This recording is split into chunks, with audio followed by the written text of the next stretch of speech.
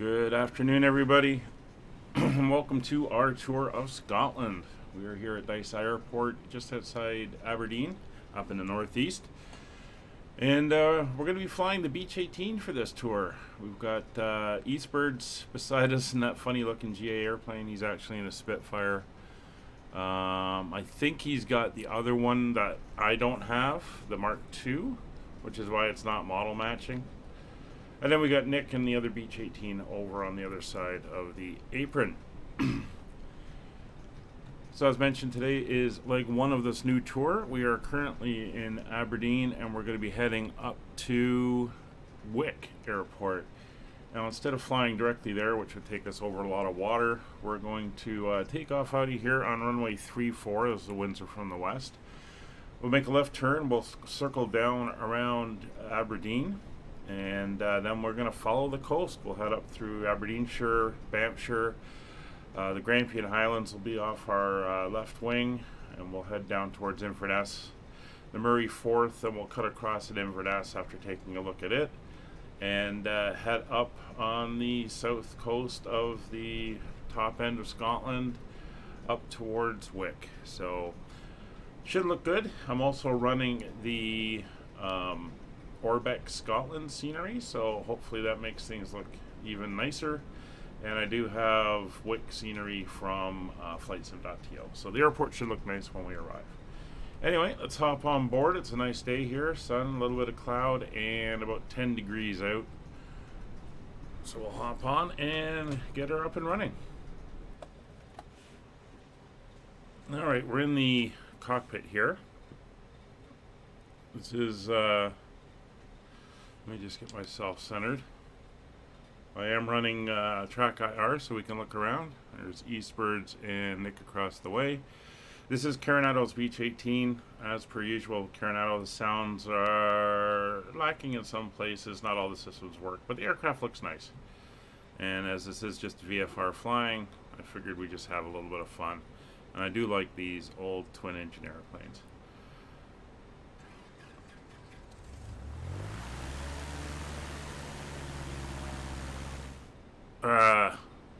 Oops.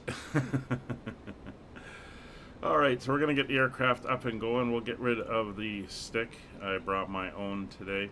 So we're going to turn the masters for the battery on. That's both sides. And the generators for the engines will come on.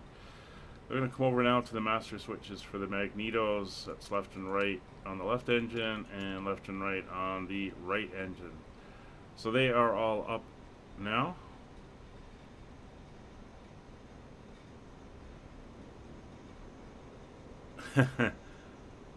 Yeah, it's old-fashioned. There is a lot of old-fashioned stuff going on here.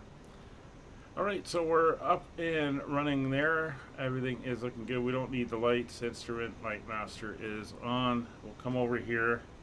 We'll turn on the let's get our head around here. We'll turn on the beacon. Oop, made him disappear. We'll turn on the beacon light. That is good. There's not a lot of lights on this thing. We're going to put the nav lights to flashing while we're sitting here. And that's all good. We'll open up the starter cap, get everything ready to go. So we're going to be starting the left engine first. How'd that start go for you, Eastbirds? Alright, so we're going to put the mixture all the way to full forward. We're going to put the propeller full forward, and we're going to crack the left throttle slightly. Come down here. We're going to make sure the brakes are set.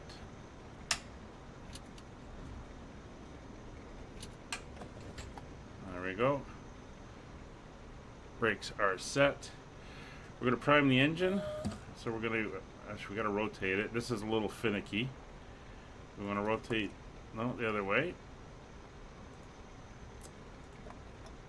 There we go. Left engine. We'll give it about 5 pumps. And one more, 5. We'll then rotate it round back into the center. Starter will go over to the left engine. And we are good to start.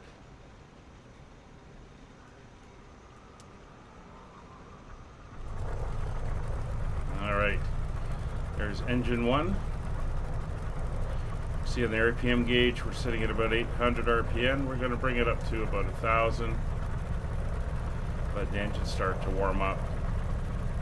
Anything below about 900 or 850 we'll get the fuel warning light coming on. You can see the fuel warning light on the right engine's on because the pump isn't going because the engine's not spinning. Alright, so we're up to 1,000 RPM, so we're going to do the same thing for the right engine now. Send the primer over to the right. 1, 2, 3, 4, 5. Starter to the right. It is a little awkward with all this head movement here. Gonna crack that throttle and start.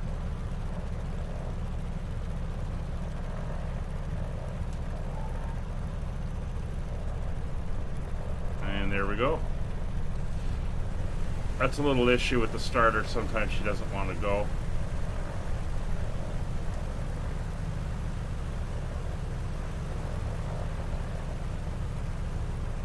Well, helps if I put the mixture in the prop forward. Let's start that again. There we go.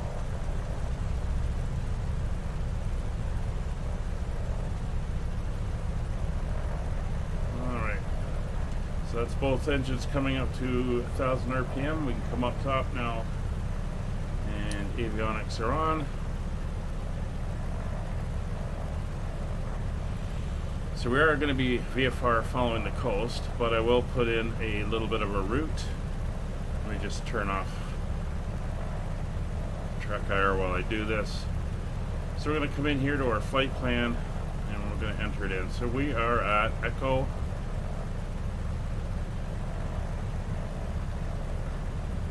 Golf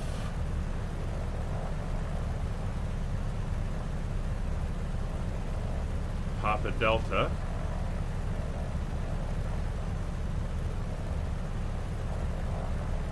Dice Airport, Aberdeen. Enter.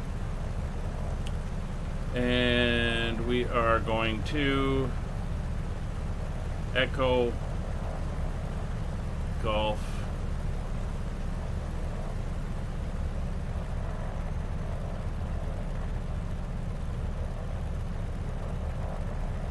Papa Charlie, which is Wick Airport. There we go, Wick. Click on enter.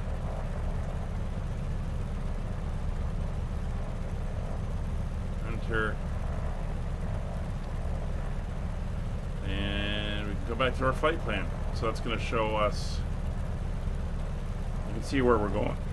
Where we're going. If we flew direct, we'd fly up over the water. But we're going to go up, follow the coast around here, and then up around here. Inverness is down over here. So we'll just use that as a reference point. No problem. Yep. Okay, so the engines are warming up.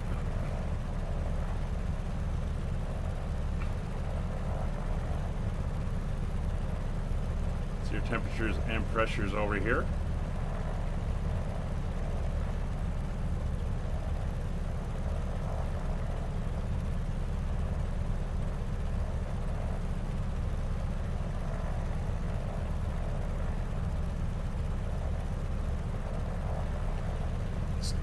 Sorry about that, I had a bit of a cough. So dome lights are off, we don't need them. Seatbelt sign will come on. Elevator trim doesn't do anything, and these are inoperable. These are all good. Landing lights will do it before we go. Pitot heat will turn on. Cover can come down. Selector can go back to the center. Oil dilution is not required. So our runway heading is 340. So we're going to set our heading bug to 340. because we're going to be following our heading on the auto gyro. And I think we're ready to taxi. So we will release the brakes. With the cowl flaps are open and tail wheel is, whoa, tail wheel is unlocked, and this thing wants to go. So we're gonna head down here and taxi out. Taxi down Mike here. Now the tail wheel is a locking tail wheel, which means it'll free caster the way it is. You can kick it over. It's not a linkage tail wheel as far as I understand. So if you're going really slow and you kick it hard, you can actually spin the tail around, which is good for a tail wheel airplane. But you don't want that on takeoff and landing, so what you do is you lock it in place, and it will lock straight like that to give you a little extra steering and stability on the takeoff roll. We're going to taxi down here past the apron.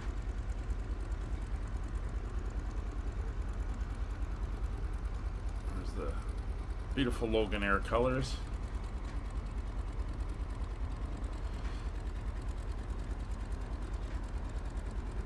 So for those that are watching, if you want to join in on the flights, all my flights, community flights, live streams.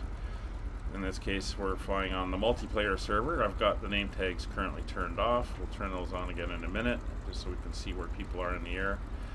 But the information is posted on the Discord channel if you want to come over there and see what we're flying. We fly 3 or 4 streams a week. And everything from GA airplanes on Wednesdays to airliners on Mondays and Fridays, and sometimes we throw out extra stuff on the weekends when I'm available.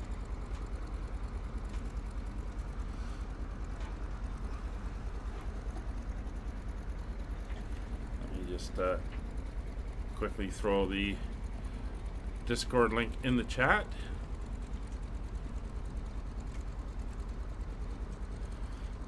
While we're taxiing down here.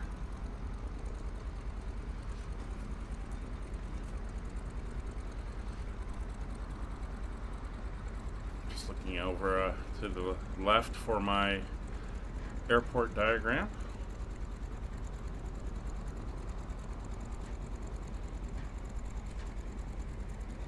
So we'll hop back into the cockpit and get a little bit of a look ahead.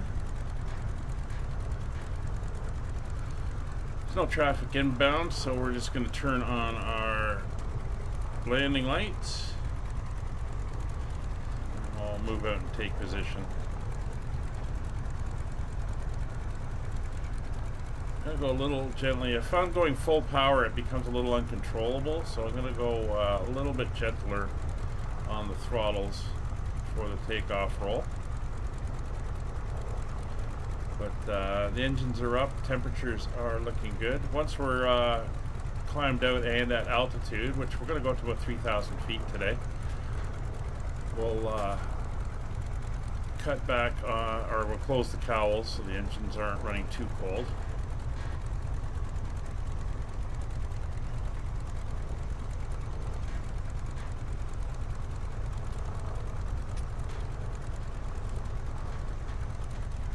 There's that tail swinging around. You won't fly it? It's a bit of a handful.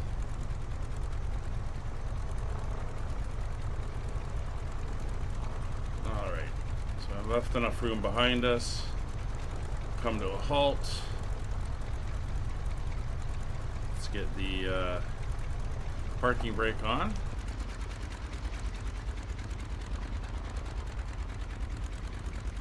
Eastwards, oh, you might have gotten too close and disappeared. Hopefully you're here. There's Nick. Alright, we are ready to go. So get ourselves settled in.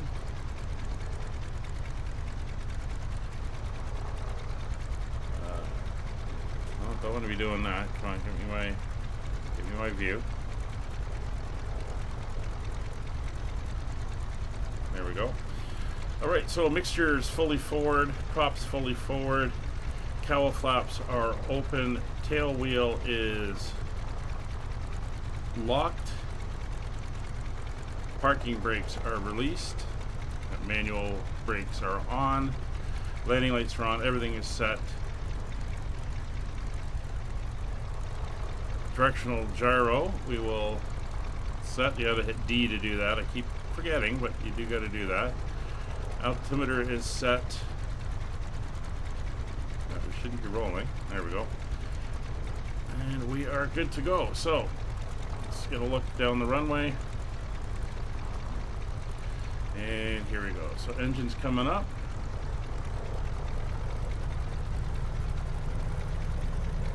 We're only going to go about 25 inches. I'll see how I do. Oh, one thing we are going to do is we're going to put flaps in position 1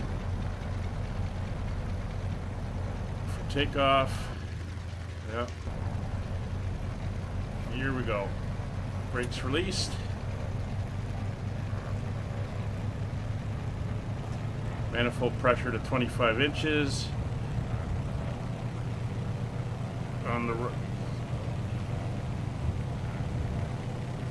wow, that's full right rudder.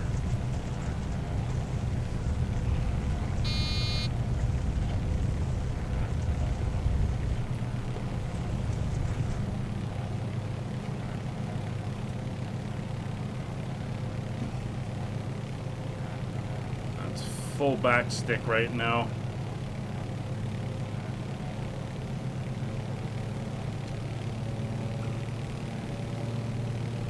She was not trimmed properly. There's 30 inches, we're up in the air. Gear can come up. Flaps will come up, 100 knots. I'm not sure where the trim indicator is.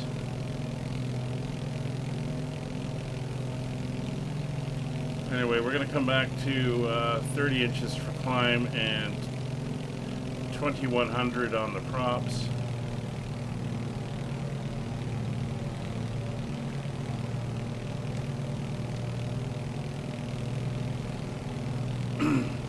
Yeah, do better than I did.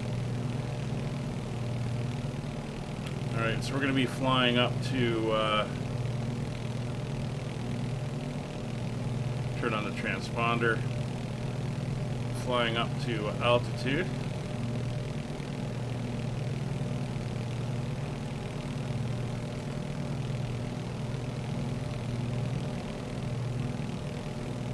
Seem to be a little high. There we go.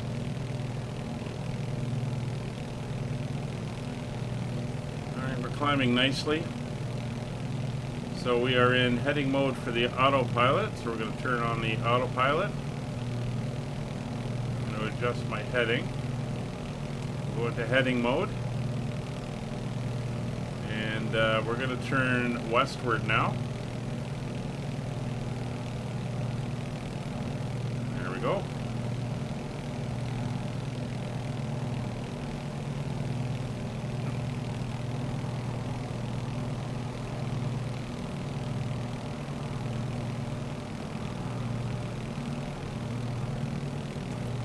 Going to pitch, we're going to pitch up.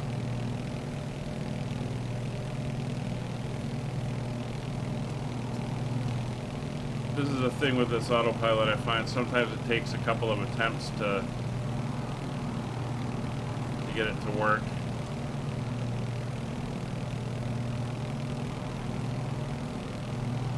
And heading, there we go.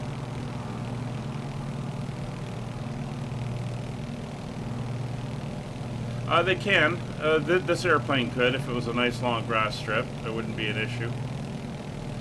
Alright, so we're going to turn south now.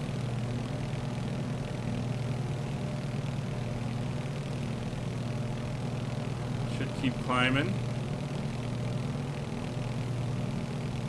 See out the window there?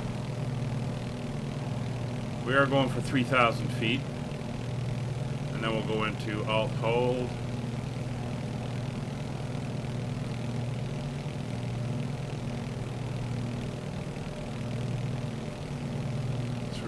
nose down a little bit. There's 3,000 feet, altitude hold. And there we go. And there's the airport over there. We'll turn on the name tags. And I don't know why I'm looking that way. Let's get that recentered. There we go, doing this again.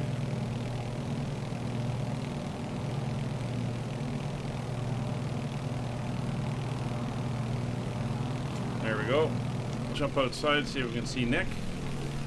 There's Nick. There's Eastbirds. Looking very good.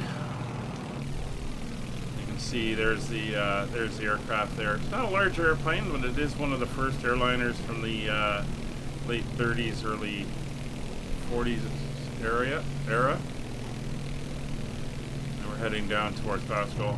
We're going to retract our lights now. Oh, should close that window. We'll retract our landing lights. We're going to close the cowl flaps. Flaps are all the way up. Gear is up. And we're going to bring the power back to about 24 inches and 1900 RPM, or 26 inches and 1900 RPM. Makes it a little bit quieter in the cockpit. And let's head over to Aberdeen.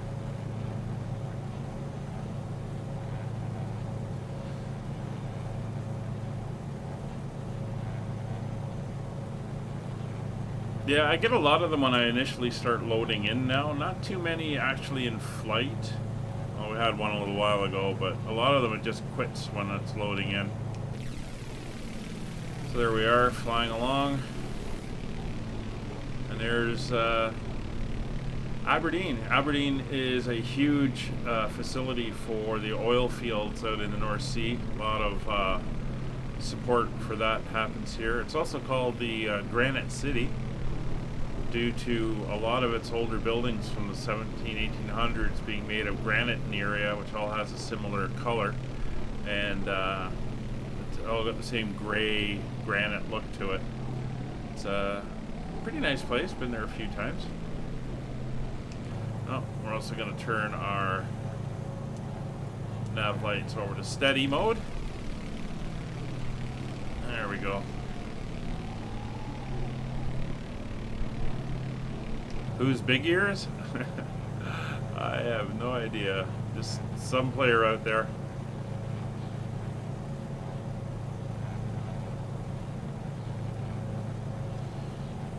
Alright, so we're doing good. We're flying along. We're about 45 knots or so. Nice speed for sightseeing today.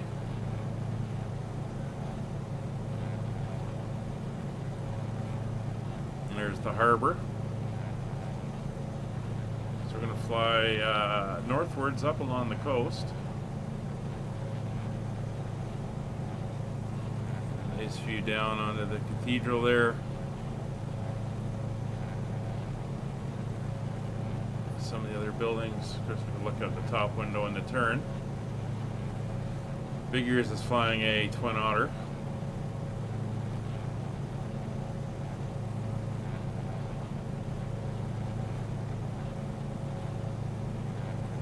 Aberdeen looking very nice. I'm also running Rex seasonal weather, so you can see all the trees are turning color down there. Everything is looking fantastic. Here's the coast.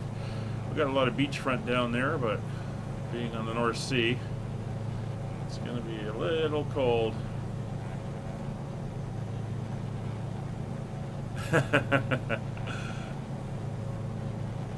I know, and to think he's helping you along too, and yet hits him with the big ears comment.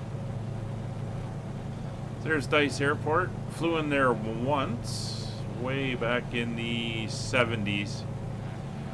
Yeah, it looks good. Again, this is the Orbex, where they've gone through and cleaned up the scenery, added some stuff to it. Plus, I'm running the telephone poles and wires mods and all that stuff, so really adds to it. So we're going to carry on up the coast here. This is my part of Scotland.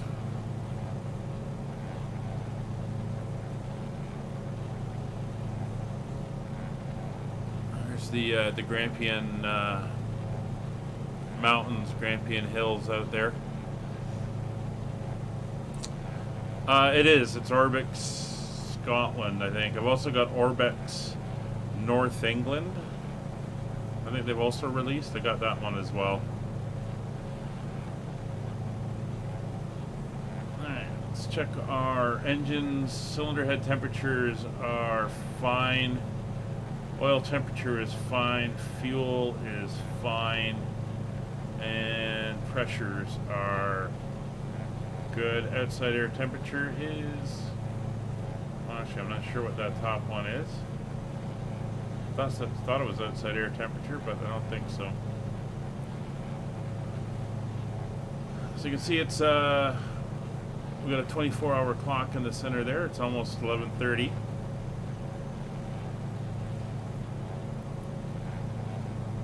Two red buttons in front of us are the feather buttons for the props, in case we have engine issues. But we're currently in Aberdeenshire.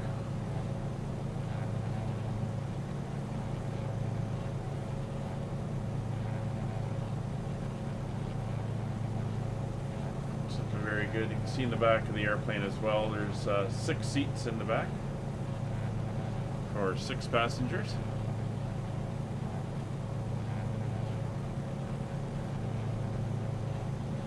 And it looks like we got a little bit of cloud out to the west. This is live weather.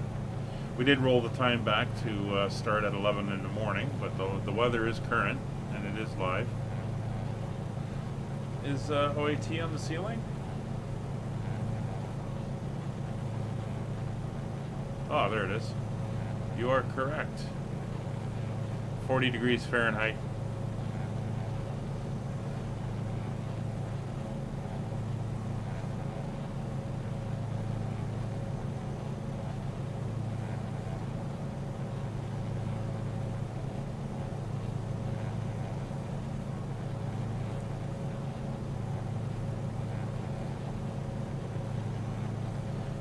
Not sure what that upper gauge there is. We've got cylinder head temperatures, which are basically our engines, because they are radial engines. I have to look up what all the gauges are. Suction is good. Well, some of these switches and stuff don't work. So, it's a bit of, oh, there goes Eastwards and his Spiddicky.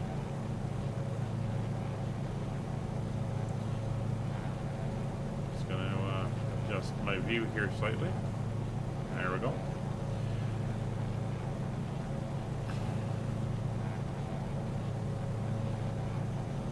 So we'll turn along the coast. We'll pop outside in a minute.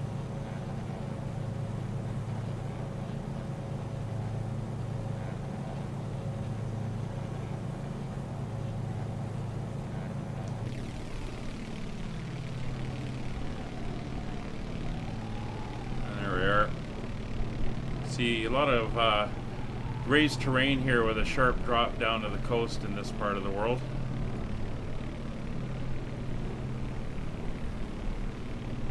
So it's very rugged.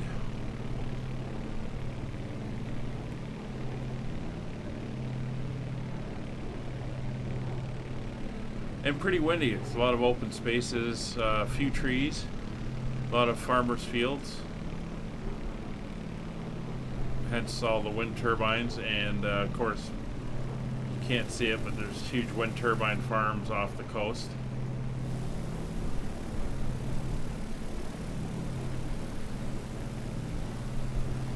There's the front view of the aircraft. It's a nice airplane in real life.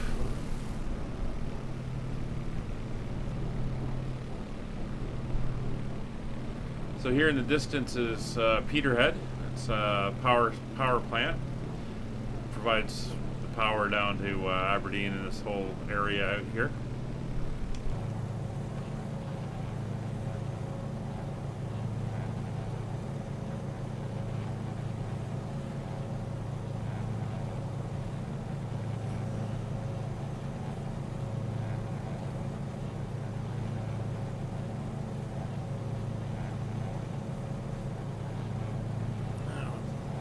Got our fuel gauge down here. She just does one tank at a time. So there's our front tank, left side, rear tank, left side, rear tank. Our front tank, left, front tank, right, rear tank, rear tank. Those are kind of auxiliary tanks. And there's our main tanks.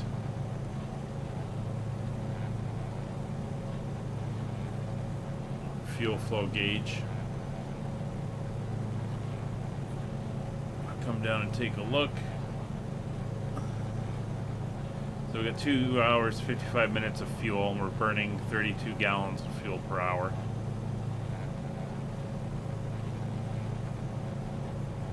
Yeah, there's a bit of a breeze. It's also got a little dial here. You can change gallons per hour, per engine, what your reserve fuel is, how many gallons to your destination. This is all stuff you would have programmed in. You can enter different things in there. A little bit of modern, obviously that's not original. It's a little bit of modern stuff. Oh, there's that wind bouncing us around. So there's the power plant. We're going to turn a little bit more to the east here.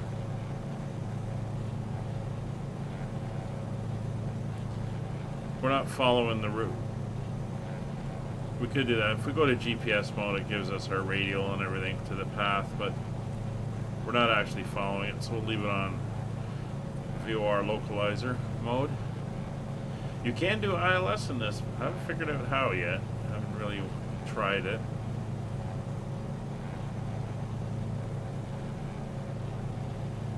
I mean, Eastbirds, if you got to go faster, go ahead. This isn't a speed demon by any means. Just out on a nice scenic cruise.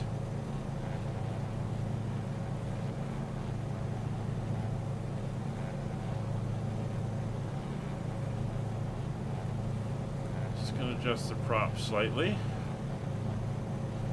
and you'll notice the little gauge spinning at the bottom there. That's your synchronization. So if the props aren't spinning at the exact same RPM, you'll get a throbbing sound. You've probably heard it in movies and stuff like that. It's not what you want. It's very annoying after a while. So the way you correct for it is the engine that it's on the, like right now it's going to the left. So the left engine, you can push up on the right or pull back on the left engine to try to get those to stop moving.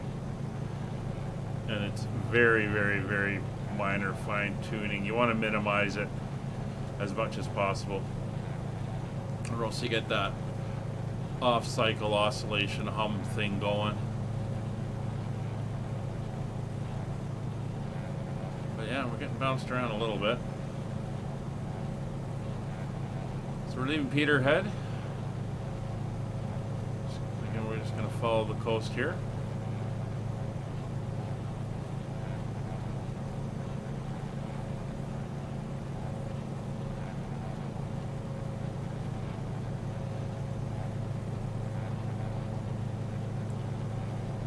So we're coming up to St. Fergus and Kirktown, but down here you can see that's a natural gas plant, and we've got the burn off stacks.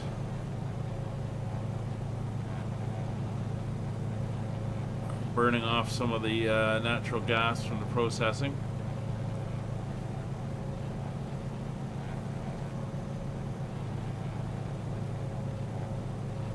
lot of natural gas is used in the UK. Same as most of Europe. Most stoves are natural gas. I much prefer natural gas. I don't have it myself, but I much prefer it.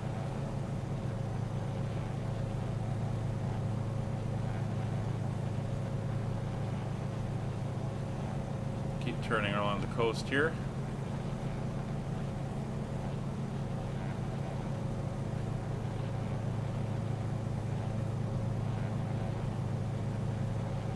And we're coming up to not the main northeastern tip of Scotland, but for this portion. Oh yeah, I remember from back in July when I was there.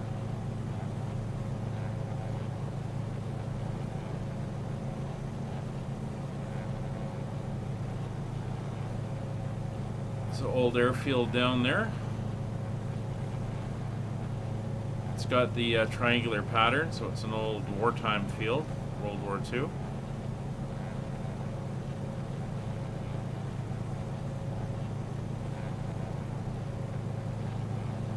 That flag, Caledonia. Nice.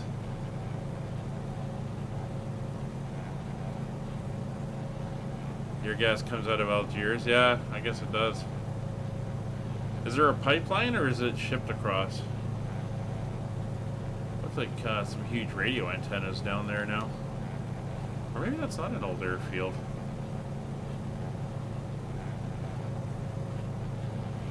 Let's pop out and take a look.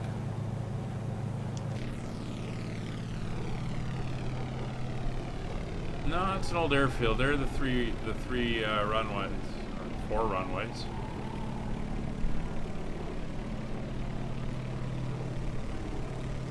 It's probably some communications place now.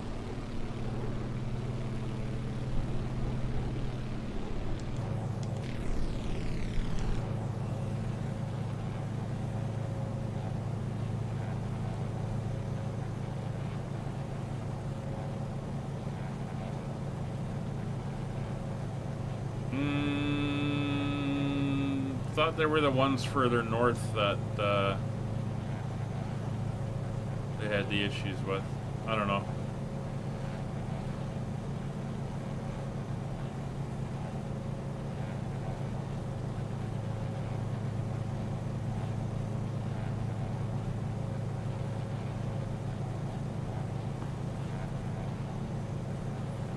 Here's the town of Fraserburgh coming up.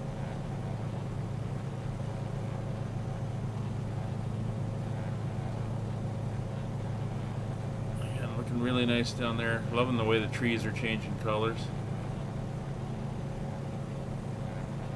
And we're flying the old Logan Air livery on this Beach 18. Oh.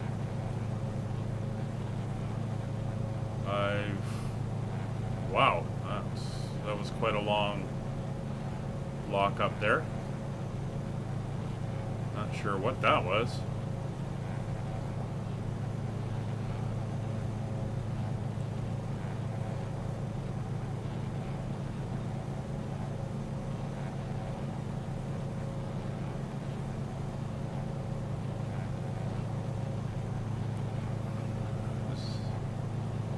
Kind of at the tip of the curve as we come around. That's the North Sea there off to our right wing. You just make out the other part of Scotland, and it narrows down as it heads towards Inverness, and then you come up to the Great Glen, which cuts between the Great Highlands and the rest of Scotland. That's where you find Loch Ness. I was on Loch Ness in July when I was over, and pretty impressive, pretty deep. But it's quite the thing to see, and that waterway cuts all the way across. So technically, I guess Scotland's cut in half down the Great Glen.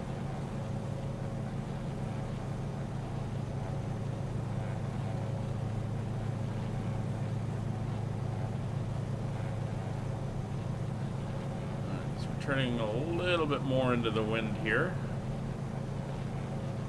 Ground speed is down to 100. You can see our indicated airspeed is, what's that, 144, 145.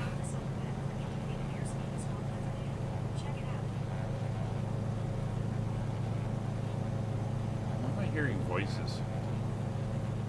But our indicated our ground speed on the GPS is 106, so definitely got a wind blowing here. Not sure what that voice was. I got Spotify turned off.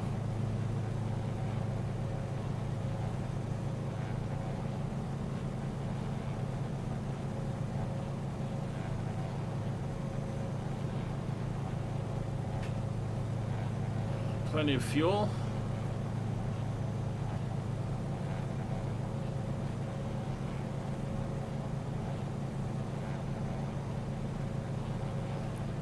Hours 45 minutes of fuel. Actually, we should lean the engines out.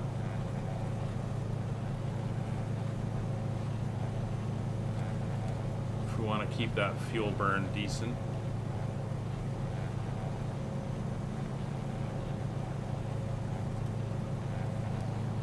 Just reset there. Kind of got myself a little higher than I want. We're going to keep leaning it out.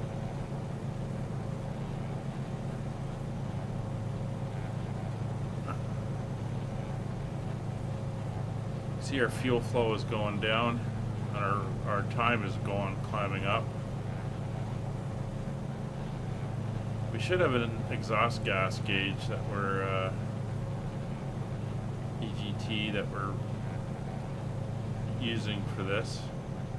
Oh, there we go. That was a little too far. I heard the engines go out slightly, so we'll come up a bit. So we brought our fuel flow down to 19 gallons per hour. Now we got 4.5 hours of fuel. There we go. And both engines are going. We'll go up to 21 gallons roughly. Much better.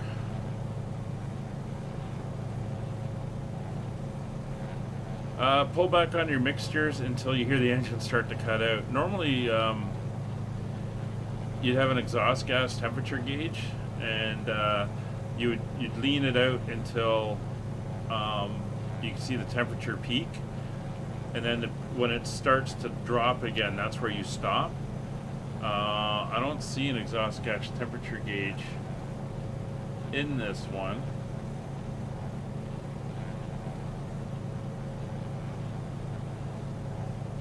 In fact, the cylinders should be running a little bit hotter than that, but just slowly come back on your mixtures until you get you hear it cut out slightly, or the sound changes, and then just go forward a little bit until it all smooths out again.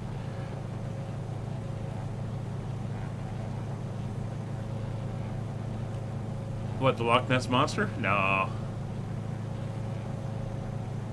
Although it is, I mean, Scotland has a rugged beauty to it, and flying, being over Loch Ness. Well, I was in a boat, but you can get a sense of just the scale of the loch and the depth and everything. So it's pretty awesome. All right, so there's the coast. The northern coast of Aberdeenshire, and we're heading down towards Banffshire, which is the next shire over.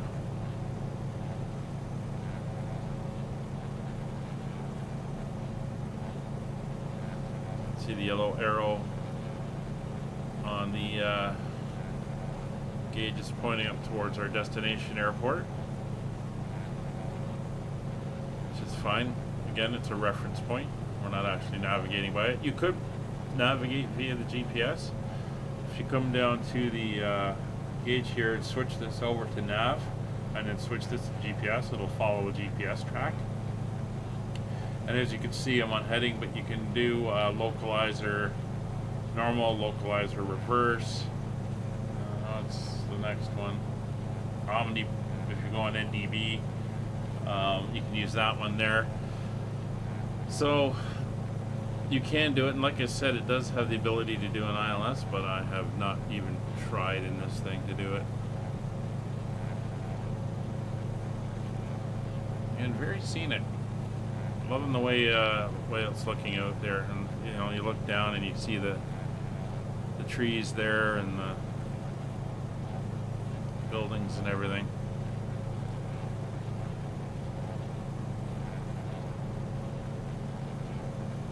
Little towns along the coast.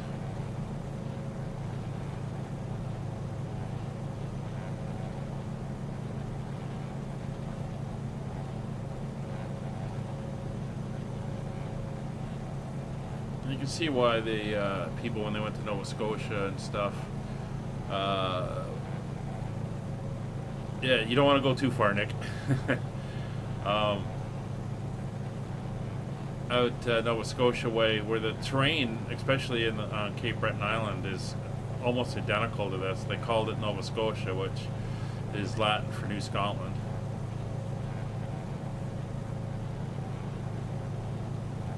So you can definitely see where that came from.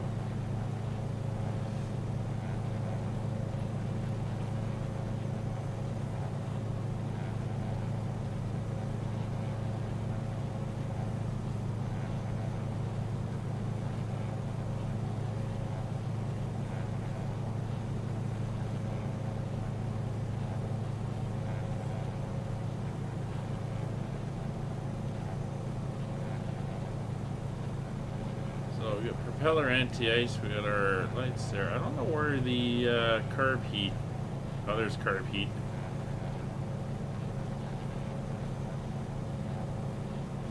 If your oil gets too hot, you can bypass, or too hot? Yeah, you don't, or too cold, I think you don't want it going through the coolers.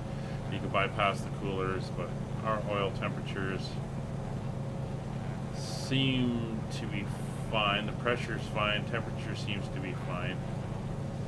Not too worried about it.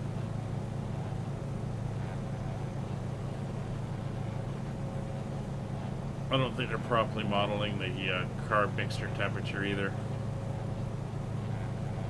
Given the outside air is about 38 degrees, that would be a little bit warmer than that.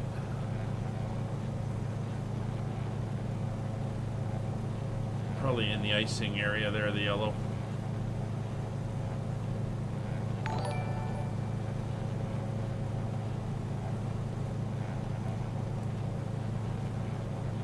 Surprised you didn't fall. Yeah, it's easy to do in the spit.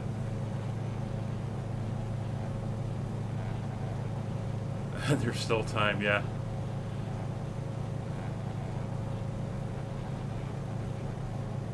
Oh, somebody did a follow. Hey, Adil over on Twitch, how are you doing? Thanks for popping in and seeing us here on our tour of Scotland. Leg one of many as we fly around and see the sights. Let's pop outside again. We'll just lock the track IR. There we go. There's what we're flying today, the Beach 18. There's Nick's off over there, cruising along. And Eastbirds is out here somewhere in his Spitfire. Not seeing you. Where'd you end up going?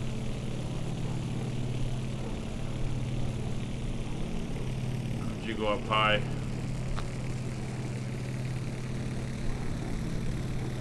Oh, don't know. But anyway, there's the aircraft. Logan Air livery. Nice retro look for it.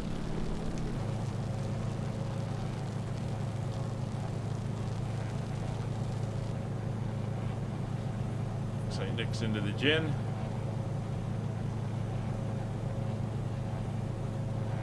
Gin season's over for me. I'm into the scotch now. It's cooling down. So we're coming up to two towns, Macduff and Banff. Banff giving the name to the Shire here, Banffshire. Oh, there's Eastbirds.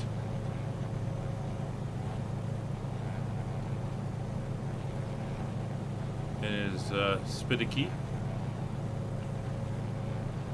Banffshire's there off the nose. Beautiful coastal drive up here, and you can pop down to the towns as you go along.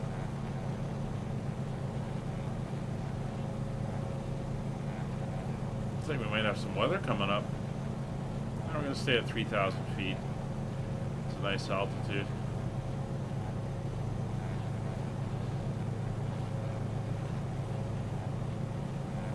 So we're heading, you can see just across the water, the land coming in there. This narrows down like the point of a triangle until you get to Inverness. And then you've got the Great Highlands on the north side, and that's where we're heading up to today.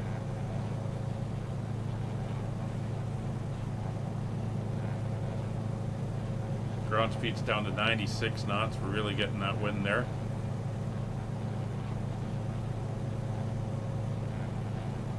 Oh, you got that? Yeah, I still haven't gone out and gotten the black currant one. Really did enjoy that, especially when it was 40 degrees out.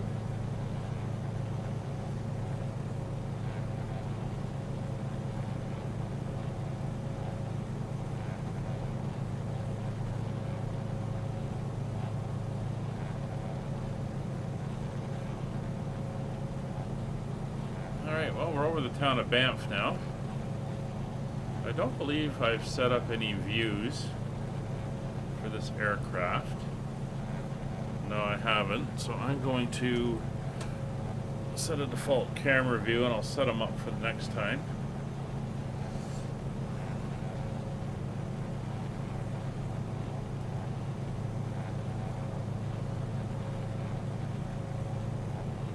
Yeah, Air Trooper, when I was over in England in July when they had the heat wave, I popped into a pub and I had a Tanqueray Black Currant Royale, and oh man, not only was it a nice light purple color in the glass, it tasted just fabulous, especially on a hot day. And it definitely looked like we got some rain ahead.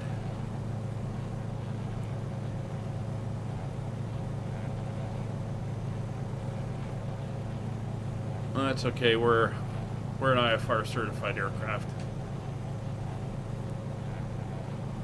You can see right here, we've got the markers. There's the inner marker, outer marker, middle marker, glide slope indicator. Just not. I can set up the localizer. I don't know how the glide slope works.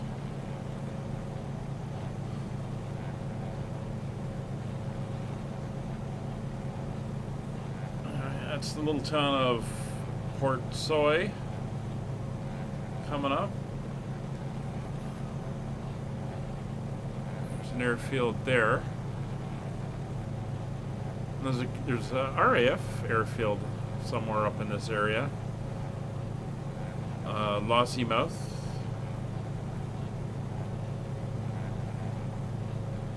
Don't think that's it. Lossiemouth, mouth of the Lossie River.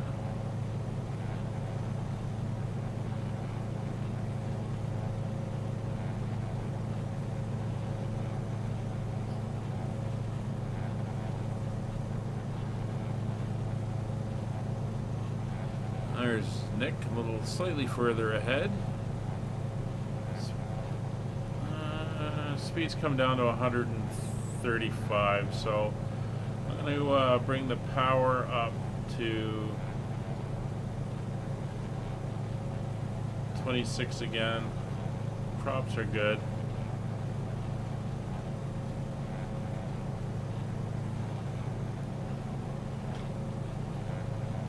I'm going to keep around 140. See where that levels off. If I have to, I'll go up another inch on the manifold. Pressure, and we're coming up to 140 now.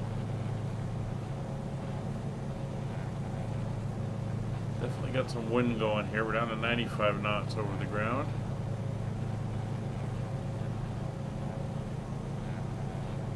No automated controls in any of this stuff, so it's all manual. Where are the wiper blades? Let me turn those on. It does look good at night. I have taken a look at it with all the panel lights on. It looks good.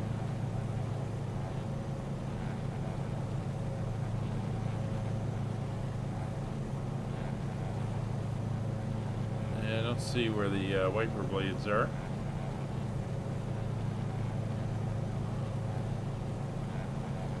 And over on this side.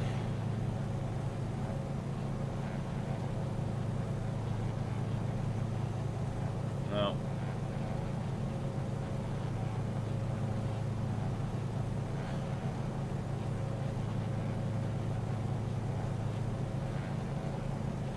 So up ahead there's the town of Cullen. Ooh, I wonder if we'll see Fort George. We're gonna fly over it. Fort George, I was there. It is still a British Army fort, but it was built after the Battle of Culloden in the 1830s, I want to say. Might be a little bit earlier than that. And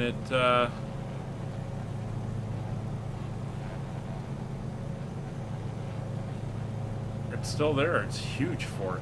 Very impressive.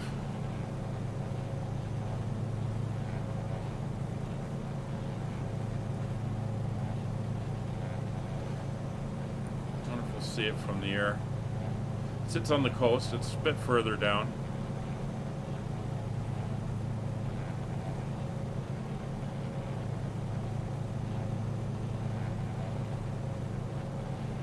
Do love the names of some of these places. Pitnocky, Bucky.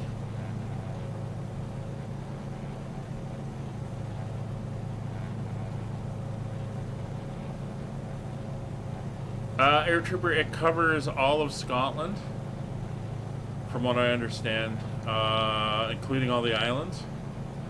They have a North England one as well, which covers like the northern part of England. And I think they've got a central one, I'm not sure.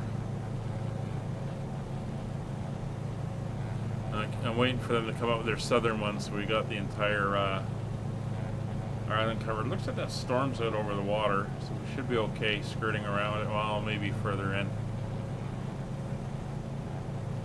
We'll see. But there's you can see the hills there. So off that way into those hills is the Cairngorms, or Central Mountain Range. Amazing to drive through. I mean, I don't think I've ever been on steeper roads up and down through the hills. Very barren, very stark.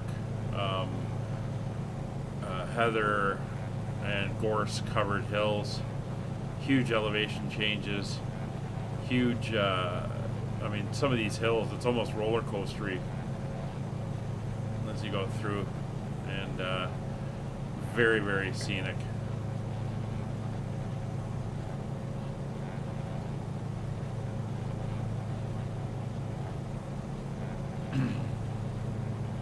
That'll happen if you fly upside down, Eastwards. So that's Bucky coming up. Again, see the harbor and everything. All these are fishing villages. Yeah, definitely got some weather we're going to be crossing into. Let me just check the weather over in Wick, what it says now. Still no clouds detected, so we're going to have to fly through this and then come out the other side.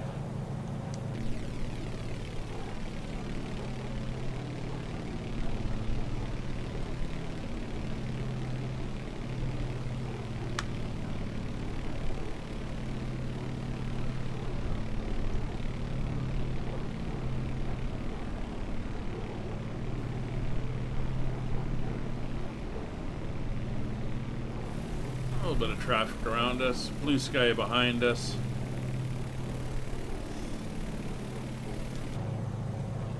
And looks like rain in front of us.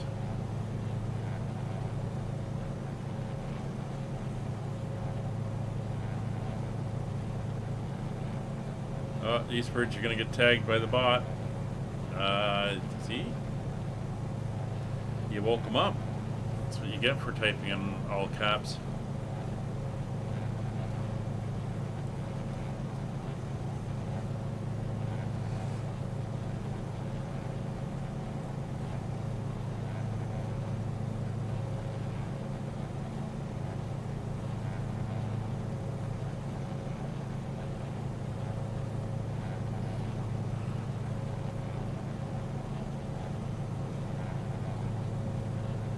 So yeah, it looks like we're gonna catch the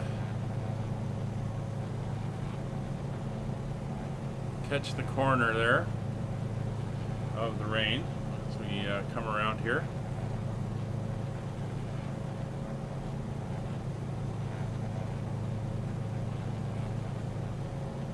So we're up on top of the main part of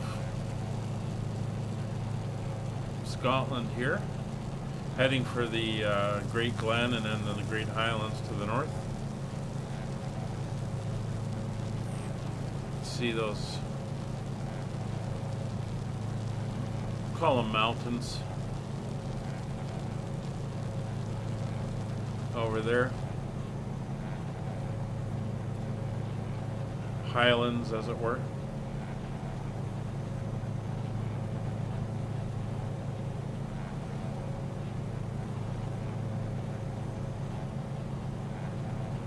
So Inverness Airport is coming up. I think the RAF base is coming up as well. Remember about 10 or 12 years ago I was on one of the beaches up in this area, and I think it was actually here. At Spey Bay. This is the Spey River, by the way. Runs down through Scotland. When you get further south, you get a lot of the whiskey distilleries are based on the river, and it's also the premier salmon fishing river in Scotland. This is where she kind of comes out into the North Sea. But yeah, a couple RAF Typhoons went thundering over.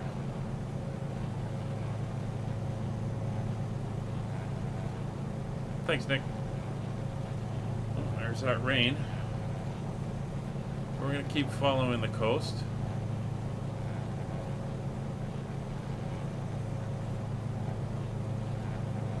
Should be getting close. I'm starting to see the land come in on the other side on the GPS. Ground speed's back up to 99. We'll get a real boost when we come up the other side and we get the tailwind.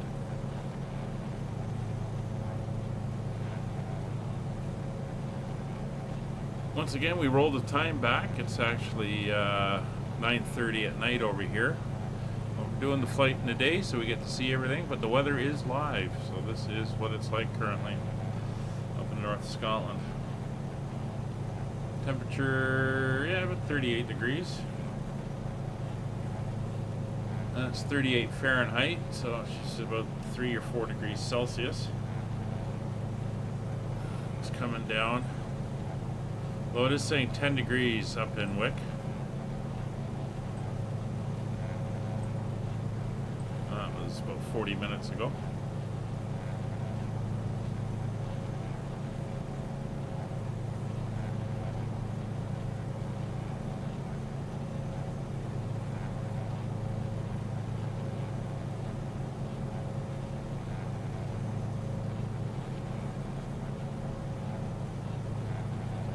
Looks like an RAF base down there.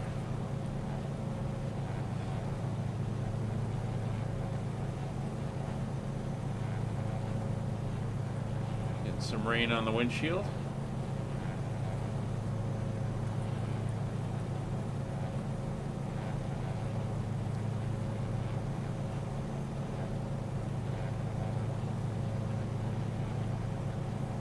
So rain's not good for propeller-driven airplanes. Especially ones with wooden propellers.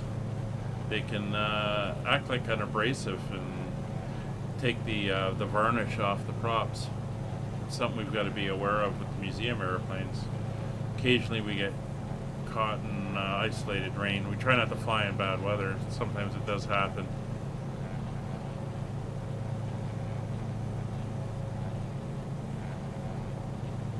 Flying in an open cockpit airplane in rain becomes rather interesting. Yeah, this is Lossy Mouth coming up,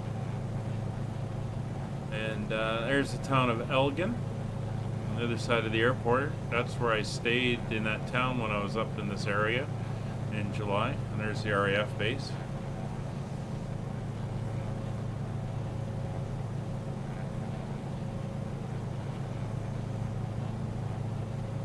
It's a nice little town. Great old cathedral. Went wandering around there.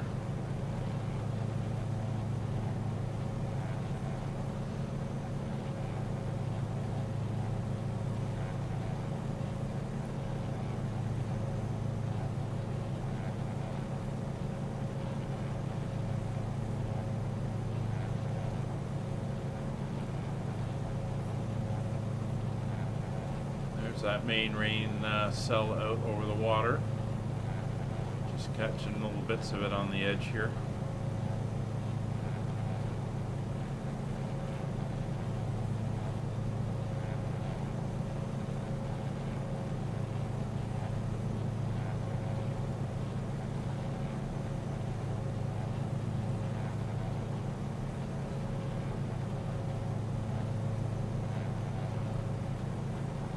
Hello, Cali YouTube.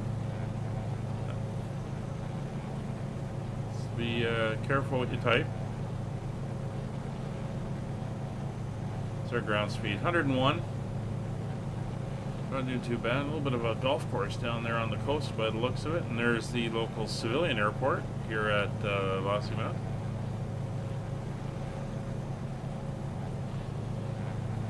We can see the train coming up on the other side.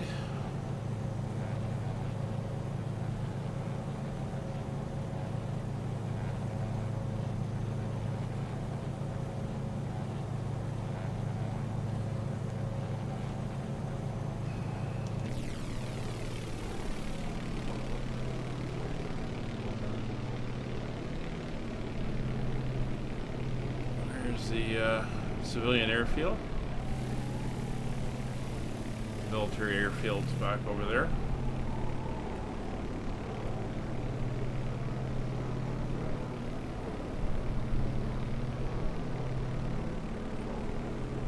And I believe that's the Inverness airport over there. I remember driving in. It's just off the main road. So somewhere along here is Fort George. So I'm going to be keeping an eye out for it.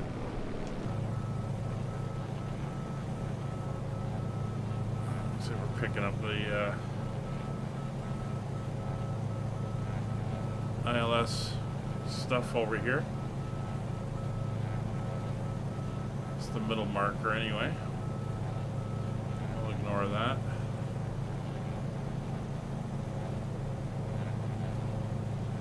Just trying to remember where Fort George was. I know it was along the coast, and I know it was somewhere in this area.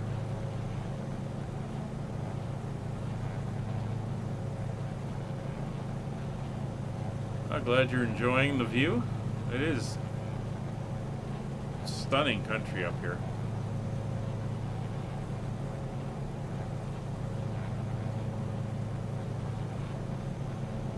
I remember it was quite the drive to get to the coast where the fort was.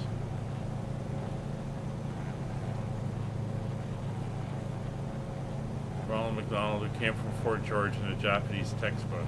Really?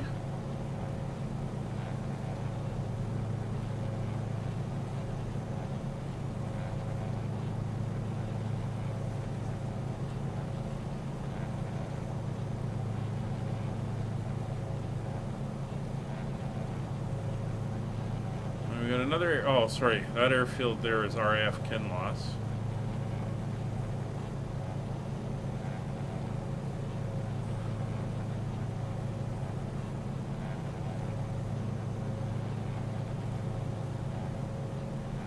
Just trying to, it's up along here somewhere, I'm sure we'll see it.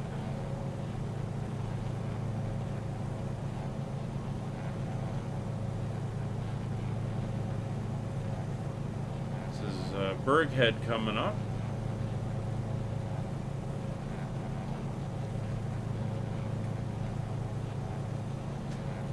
Food chains clown, yeah, no. Wrong, Ronald McDonald.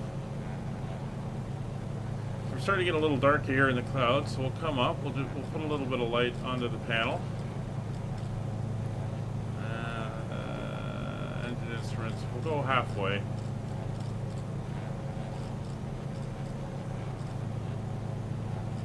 Roughly. There we go. Get a little bit of light going here.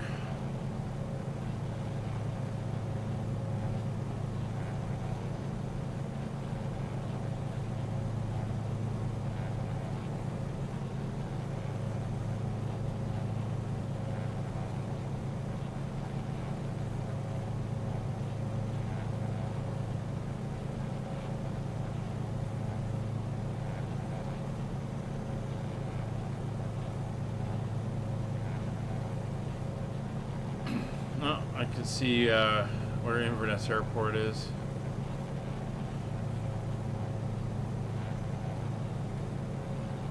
A bit further to go.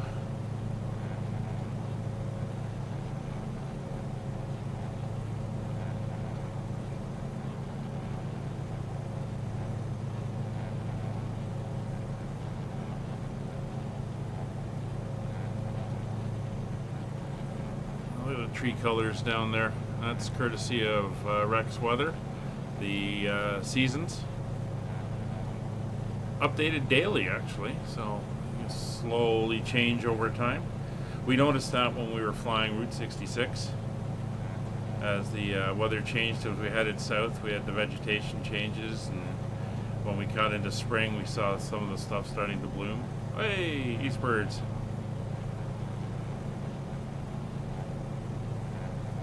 There's Kinloss.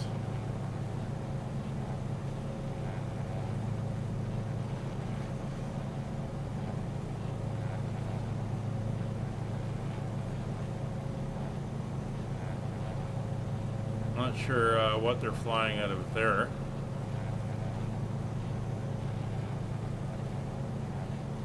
If it's search and rescue or interceptors.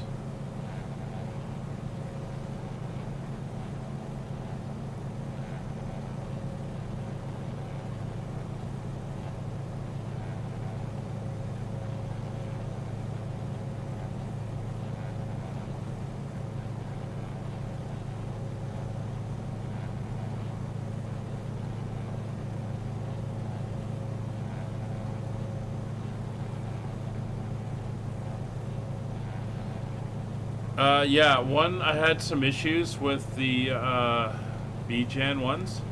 Sorry, just adjusting my headset there. And the Rex updates every night at midnight. I don't have to do anything, and I set my default settings for how I want it to look, and it just does the updates. No issues, which I really like.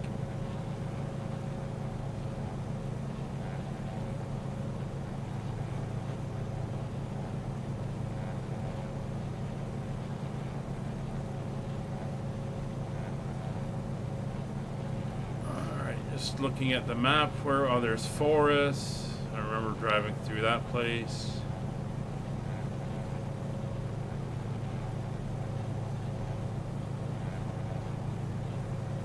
Let me just take a look at my map here.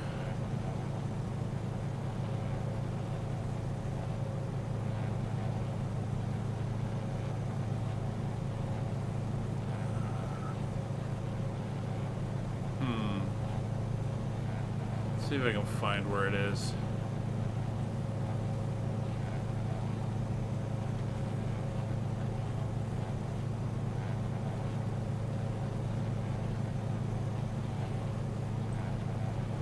Fort George.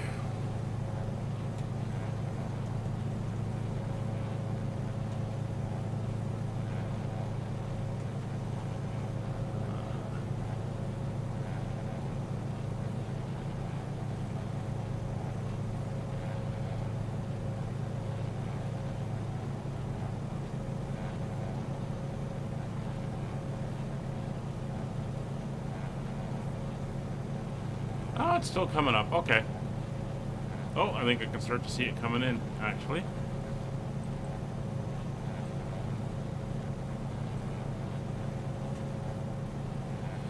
It is convenient, and I love the effect it does. and I'm more than happy with how it looks. So Fort George is right over there. It's a bit closer than I thought it was. So it's the town of, where are we here? Nairn is down here. Fort George is over there. So let's head towards Fort George.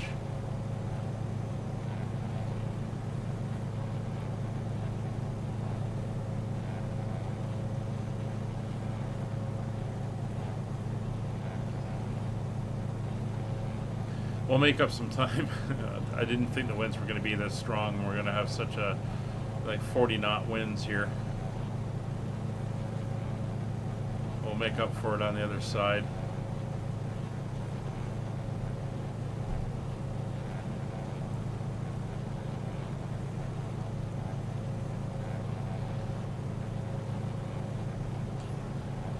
So Fort George was the fort the English built after the Battle of Culloden.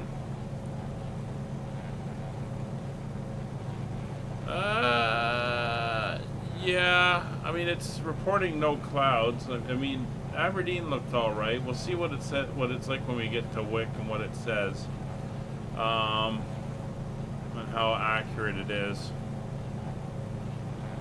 I find it generally accurate, but we'll see.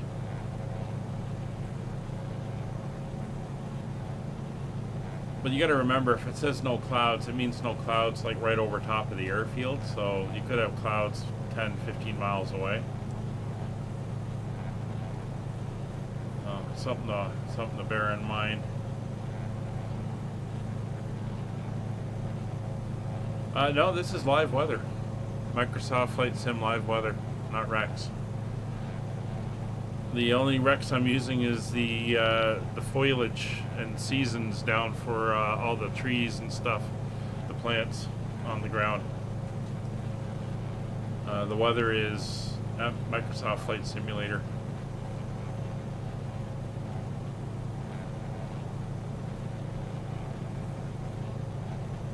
And Culloden is off that way a bit,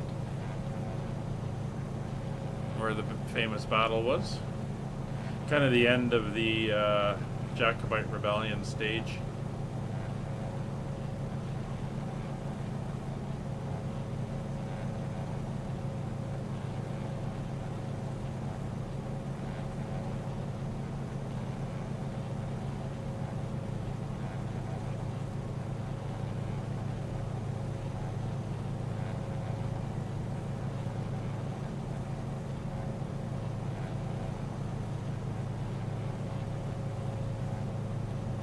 Yeah, I just run with whatever live weather is.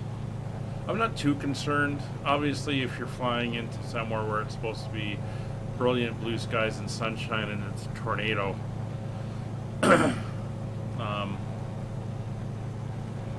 that's an issue, but as long as it's generally reasonably correct, I'm okay with it.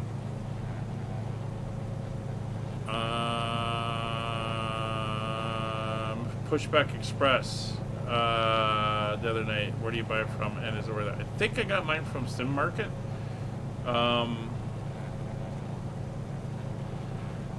Is it worth it?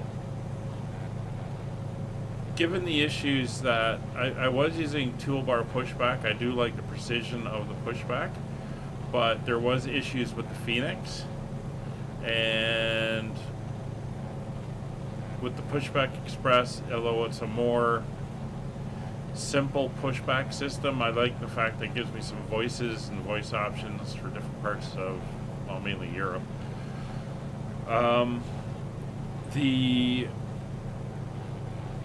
It works fine, and it's good. I was just watching a video on the new Just Flight A330 coming, and it uses kind of like a version of the highly detailed pushback where you can draw the line you want it to push you on. That looks good.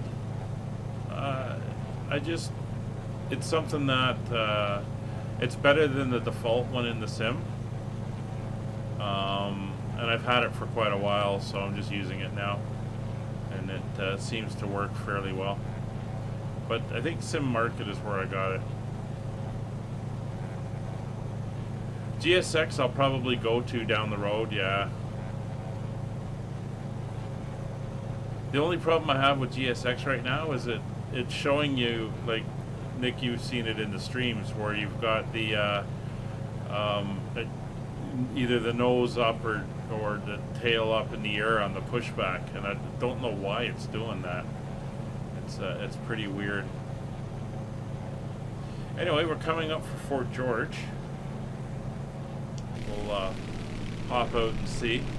It's on this little spit of land here. It was used to control the access into this area and to provide a major base for the British Army here in northern Scotland.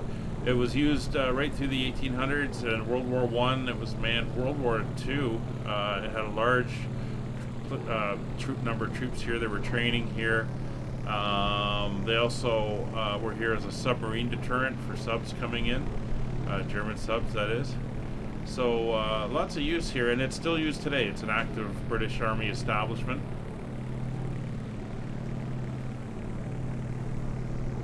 And I did see the troops there when I was there. So we'll get a look at it from above. It's looking pretty accurate from what I remember. We're going to head down the coast here after this. Inverness is down here. There's the beginning of the Great Glen. There's the big top of Loch Ness. And that cuts all the way down. So we're going to loop around there and then head up the other side. But we'll get a look here first as we fly over top.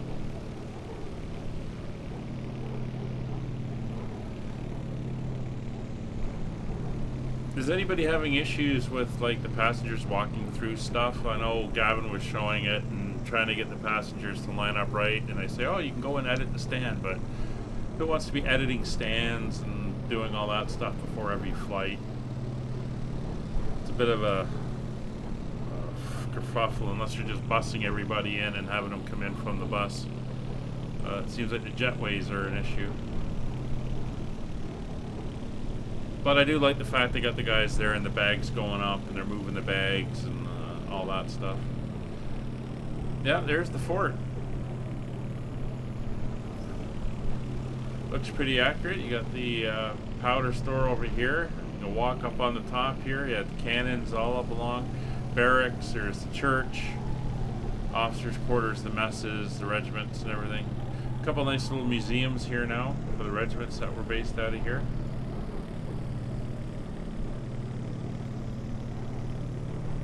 Looks really nice.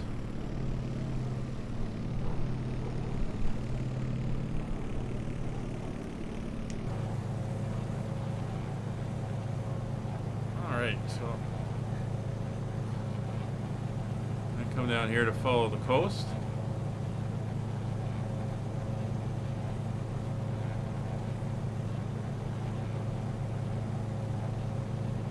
Change one file for your system if download from flightsim.to. Alright, well maybe I'll talk to you about it later. And we'll look at setting it up.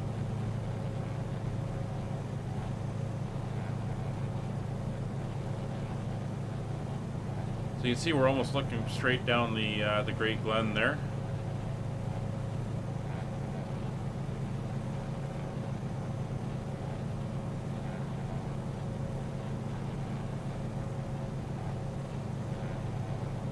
That is Inverness ahead.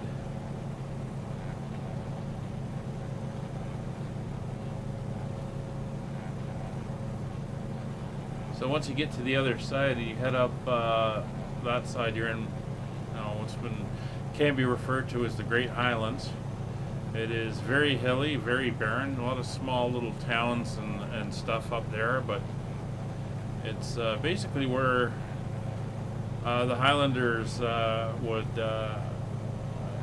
go. The English didn't really follow up there, so it was a great place to hide. And it was pretty, well, if you weren't, I guess even if you were used to it, it was miserable, but if you weren't used to it, it was really bad.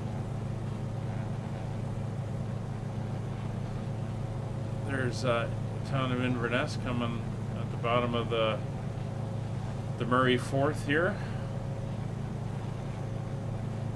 drove over that bridge there a couple times when I was over, heading up north.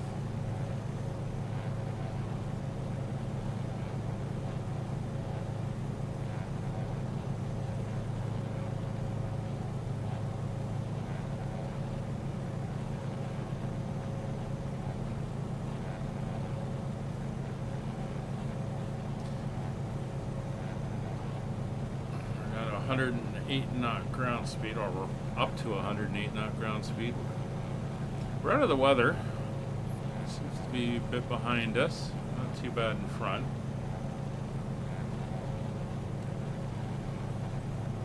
A lot of industry here. Again, we're North Sea oil and all that. And there is a canal, you can see, runs all the way down to down here. This is the waterway, and it goes into the top of the lock, and then the lock goes down, and there's waterways all the way to the south. So technically it's cut off, and this is a separate island.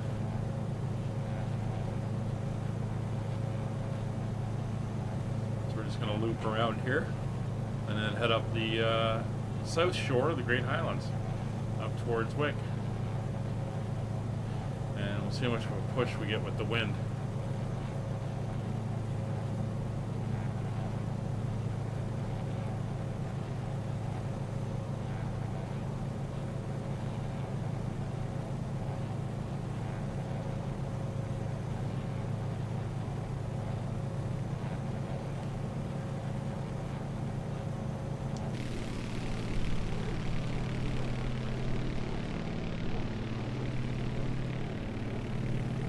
All industrial. There's the channel that goes all the way down,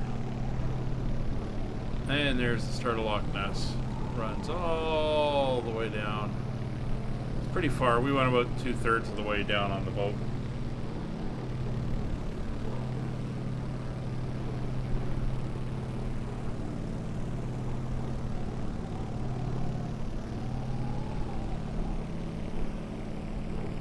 Turn here over the town.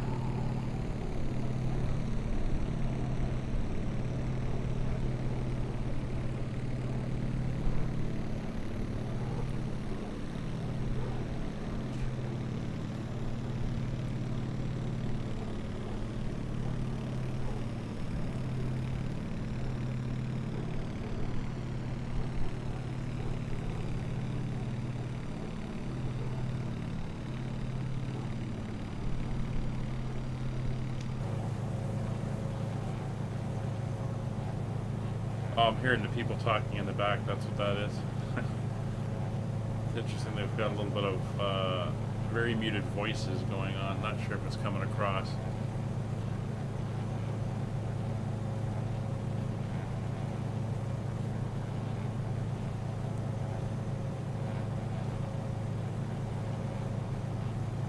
I keep turning over the coast here.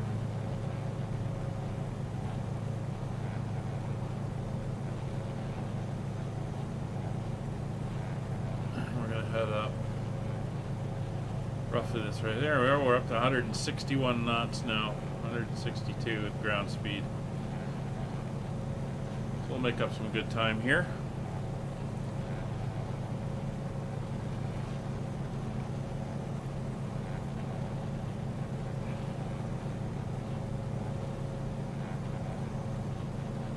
That was you yakking. Oh, it's not that bad out here. Nice. Nice and scenic. So the North Sea oil industry is huge up here. And up here at Invergordon, there is an area where they do a lot of the oil platforms, the drilling rigs and stuff, and I think you can see them. Let me get my mouse over here. You can see them out here. They're protected in this area here. They can go right out to the North Sea through here, and they do work and stuff on them. And there was 3 or 4 of them in here when I drove by. And there. It's pretty cool.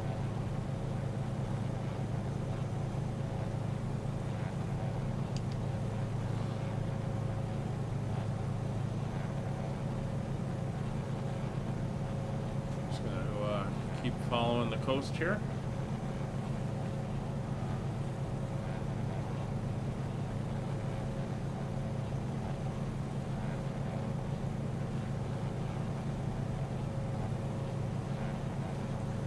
There goes Eastport. How's your fuel doing? You must be getting low, or did you do the mid-air refueling trick?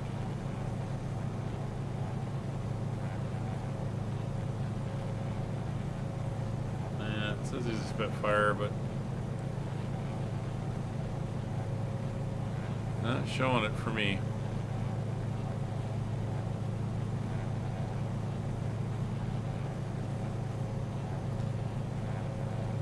That's the town of Invergordon there.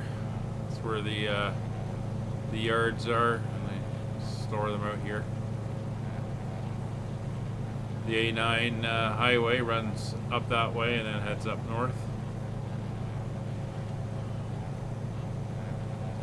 Oh, so we got a little vessel going in. He is moving. That's not a static thing. It's part of the shipping add-on.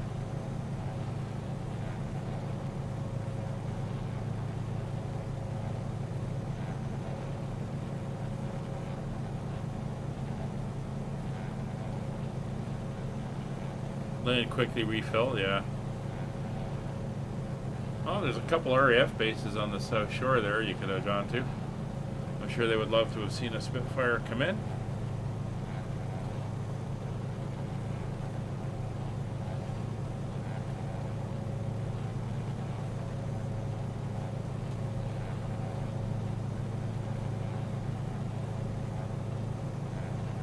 It won't be long now before the snow starts flying up here. Snow and sleet and cold rains and all that good stuff.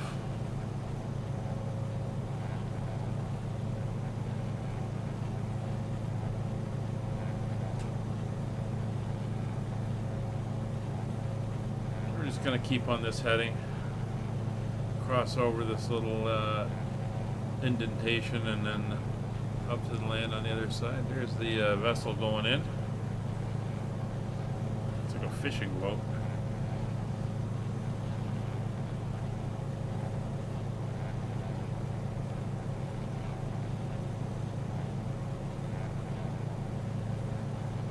$155 knots now.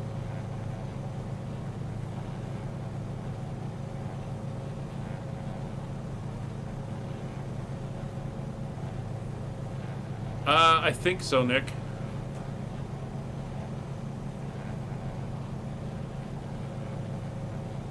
I haven't been up here without it, so I'm not exactly sure, but it sounds like something they would put in. Because, I mean, the area is well known for that, especially the town. It's what they do. All the work on them.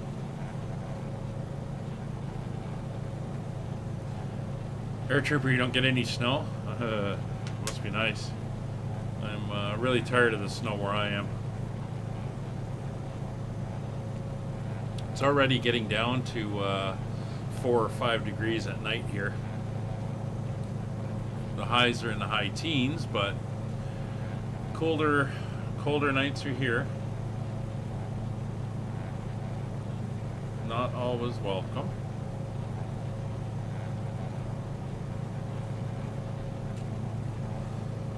So while we're cruising along here, our next live stream will be Friday night. We are back in Fly 2. We are departing out of Alicante, and we'll be flying up to Leeds in northern England. That will be our stream on Friday. I'm planning a cargo flight for Saturday or Sunday. Not sure which day it is yet, but we'll be flying cargo operations out of Stansted in the 747, heading to Frankfurt. So that'll be on VATSIM one of those days. More come this week. And of course on Monday we continue with our world tour. We're flying out of Corfu in Greece on the next leg of our trip in the A320. And then on Tuesday we do the second delivery flight out of Kemble down to Gatwick on the second airframe that we have to move down, and that will be on VATSIM live time, live weather. I think it's like 1:30 in the morning or something like that local time. But that'll get the aircraft down there for the conversion into freighters. And if you want to join us, all my streams are community flights like Nick and Air Trooper flying today. So you can come in, fly along, and take part. Information is on the Discord. Discord link can be found in the description, both on Twitch and in the YouTube description. I'll also put it up in the chat.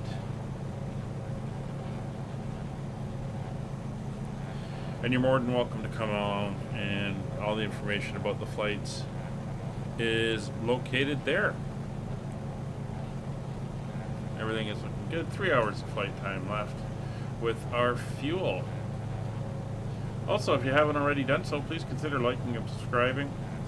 Subscribing helps. We're almost up to 500, and that's pretty cool.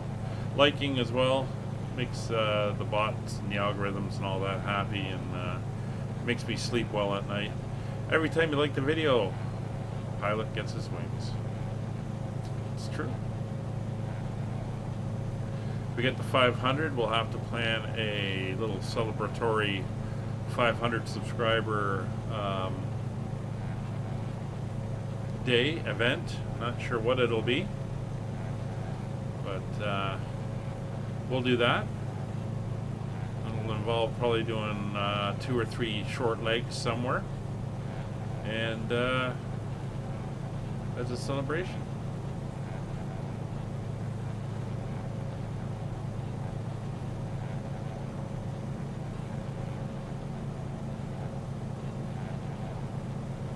Alright, we're looking good. The engine's running very well. Manifold pressure and RPM have not budged. Cylinder head temperatures are where they are. Temperatures and pressures are all good. Fuel is good. We've got 3 hours flying. We don't have 3 hours to go. We're only about 40 miles out from where we're going. 500 nautical mile VFR flight. Wow. I mean, we could.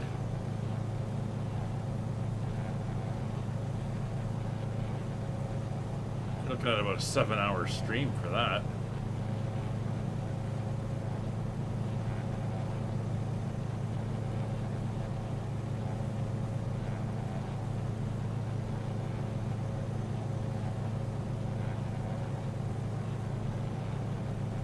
Maybe, I don't know. It's little ideas are percolating on that one. I'll think about it.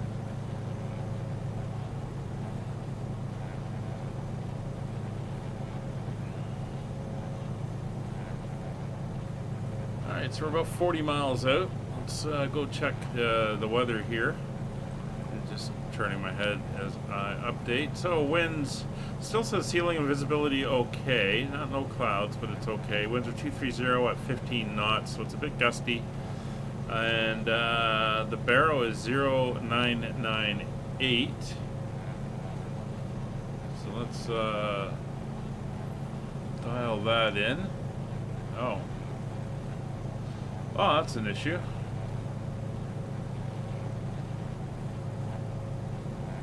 So we'll just do it that way. So the barrel we've adjusted. It's in inches of mercury. We just use the B button. Cheat it slightly. Let's get my screen back up. Actually, Eastbirds, that might be a thing. I'm gonna work on that. See if I can come up with something.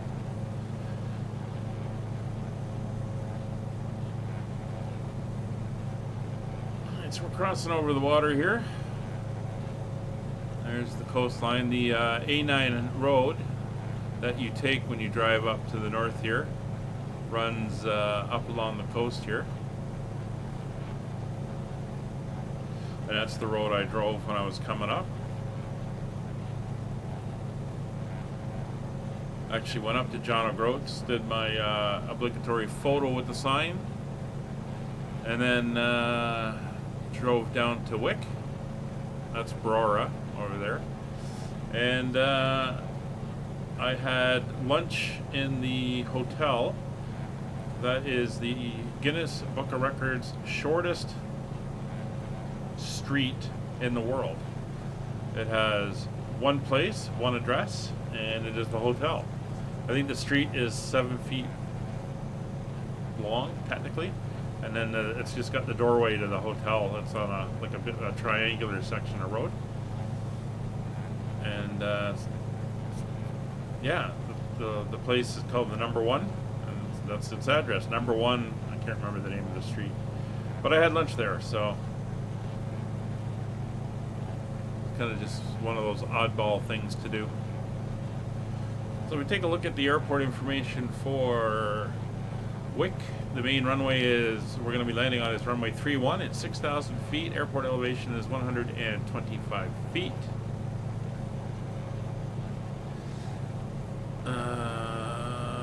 Yeah, and we'll have to backtrack down to the hangars because it's an old military base, but all the old taxiways have been removed.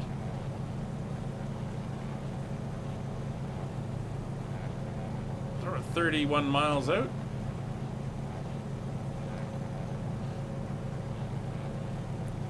Yeah, we'll fly up. We'll overfly the town.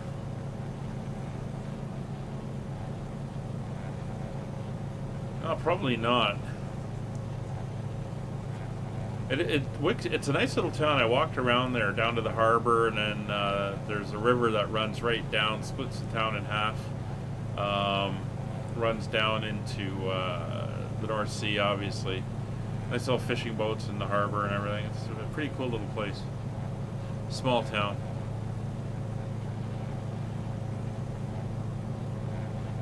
There's the hills.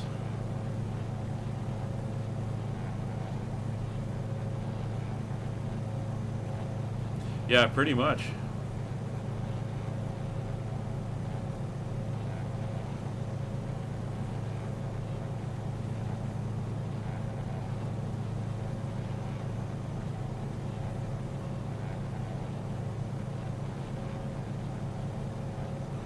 So we'll follow the, again, Wick is a coastal town, so we'll follow the coast up and around.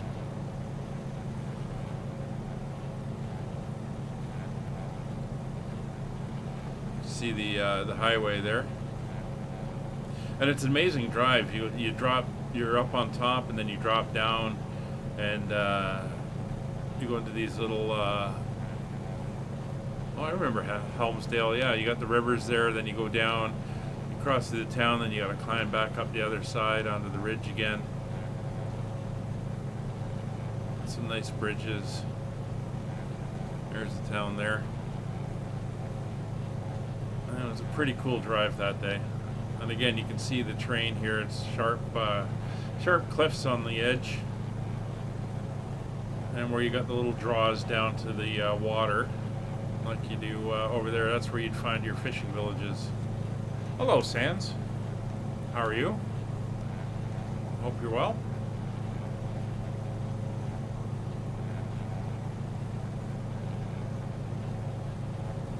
In the interior here, you got the hills and everything.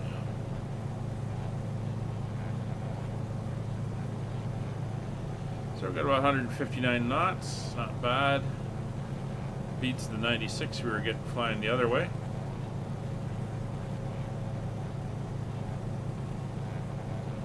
So we're now 25 miles out.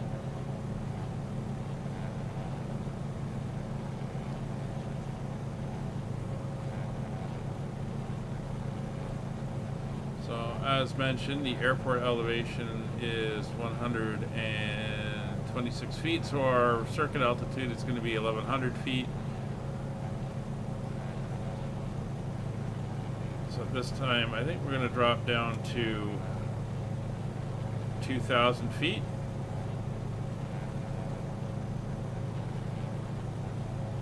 Start a little bit of a downward descent here to 2,000. Following the coastline.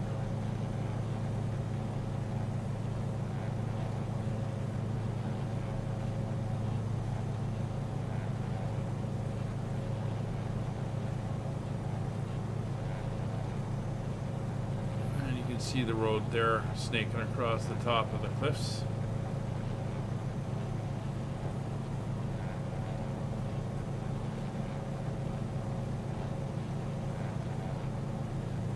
This is a pretty windswept area. Not a lot of trees grow up here.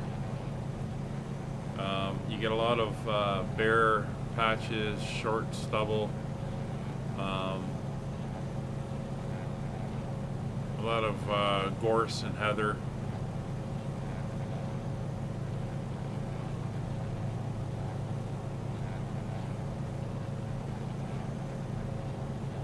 It's flying by Newport. There's Dunbeath coming up.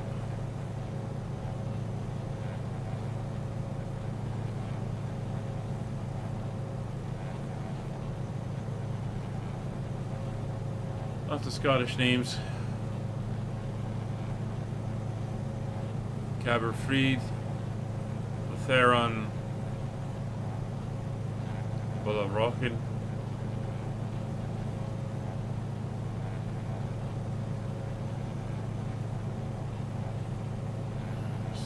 2300. A wind farm over there. Which is great when you got no trees and stuff to block the wind. You can put them up, but God, they are an eyesore.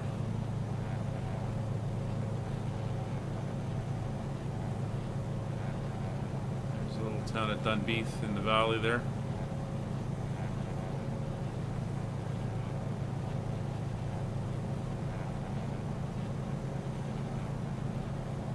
It's 100 feet to go.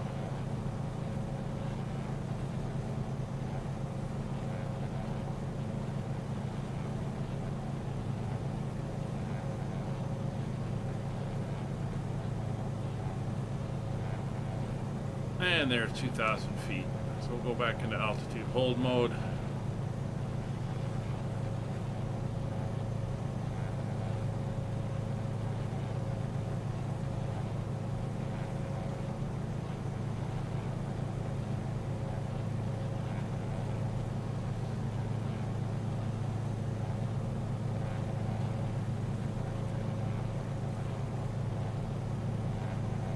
So we're going to come around the corner here. And then up the other side to where Wick is. We're 14 miles out. We'll overfly the town, get a look at it, and then come in to land at the airport. So the landing speed on this airplane is about 80 knots. Want to be approaching at about 85, maybe as high as 90.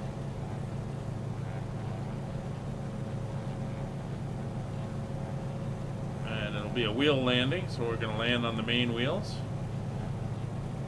pull the power right back, let the aircraft start slowing down. We'll push forward on the stick, holding the nose up, let the aircraft slow, and just before the tail is going to drop on its own, we'll under control lower it down so that it touches, and then we'll make sure that we plant the tail by pulling back and making sure that she stays pinned. Of course, we'll be trying to keep her straight on the runway as well.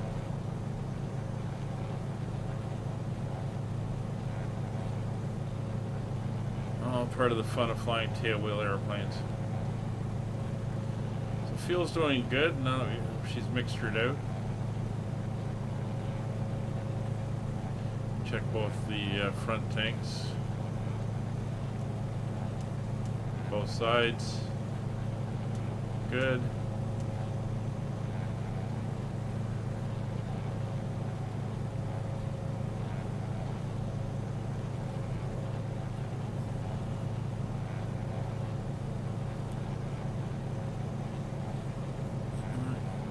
So we're following the A99 road now. The A9's headed north to Throttle. We're heading up to Wick. See the road below.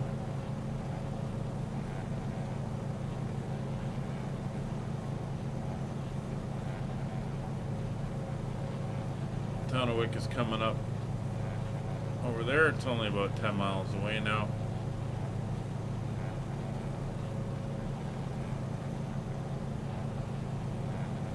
And it's a beautiful color out there in the vegetation.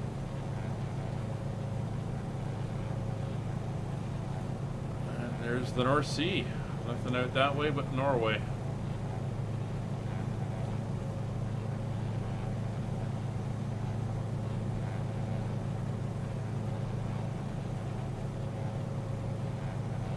Looks like eastward's out that way already.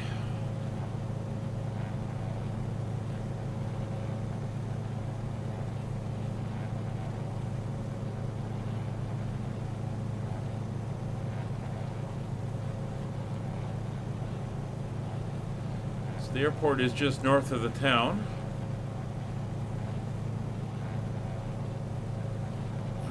Kind of make it out. There's the town is there, and there's the airport over there.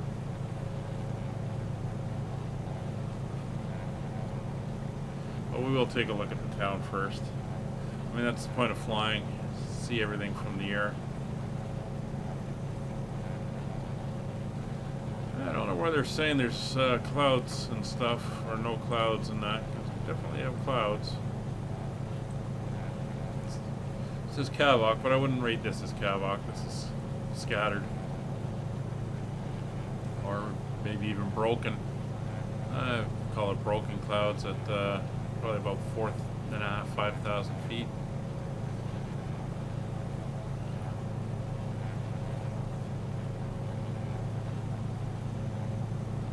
So here's the entry into the harbor. You can see the town kind of goes on both sides of it.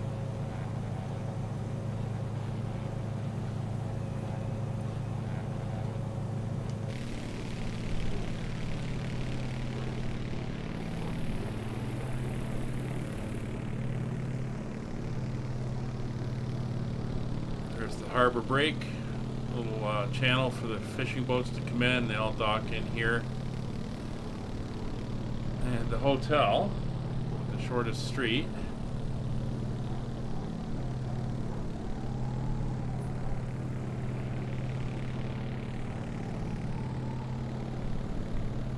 Is located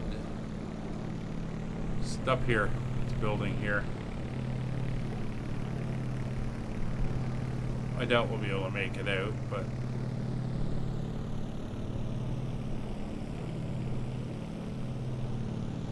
turn this way. There's the river coming in.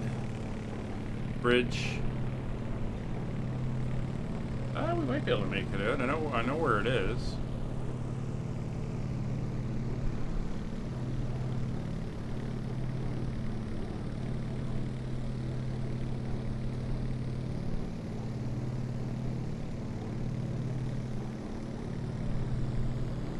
Yeah, that's that building right there.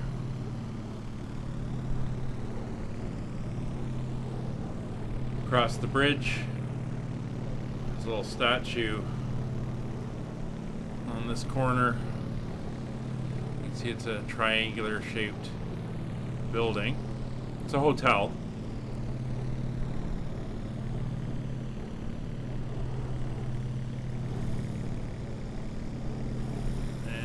You can't really see it.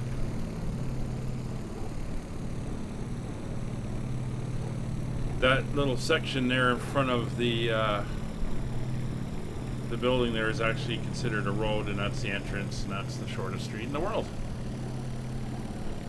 But that's the little town of Wick, fishing village, and there's the airport. And then the runway we're going to be using.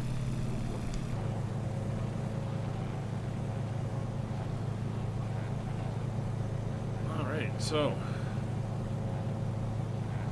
we're almost heading on runway heading. So we're going to now turn 90 degrees. And we are going to descend down to 1,100 feet.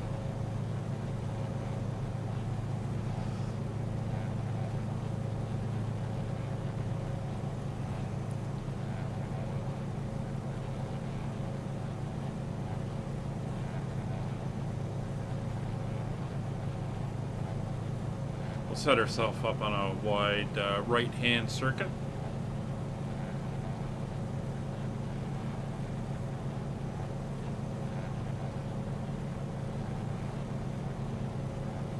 Now go into our downwind. Keep ascending.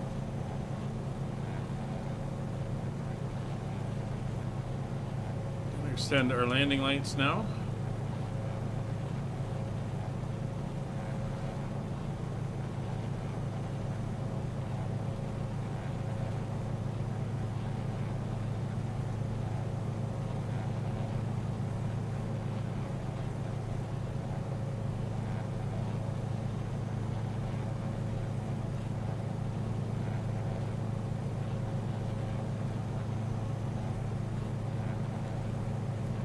Turned over a little bit more.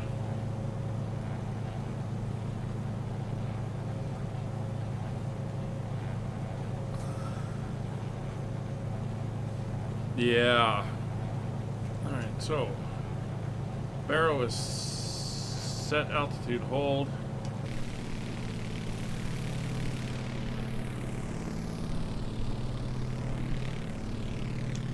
All right, let's do this thing. Autopilot's coming off. I have control. Gonna make our turn. So mixture going full rich on both engines. Props going fully forward. We're gonna come over here to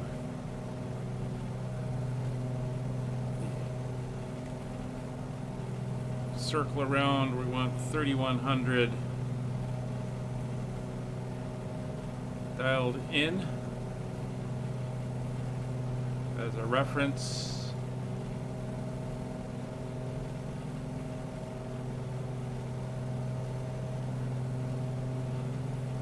Try to hold the altitude while I'm doing this. Not easy, we're a bit low. That's fine. Have the airport in sight.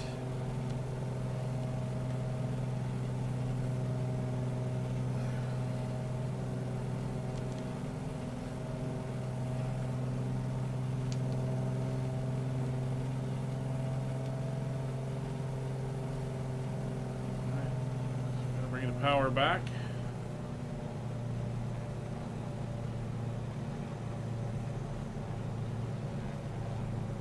Start coming around.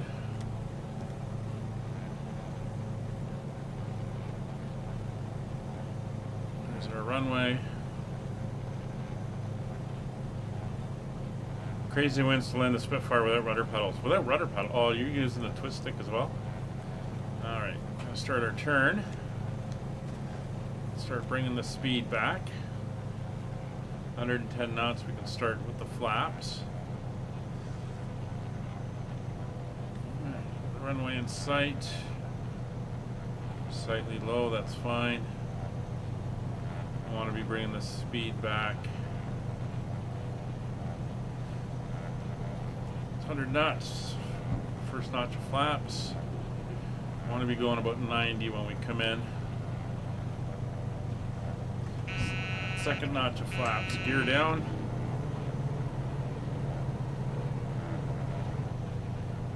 At 6,000 foot, we're going to go full flaps for this landing.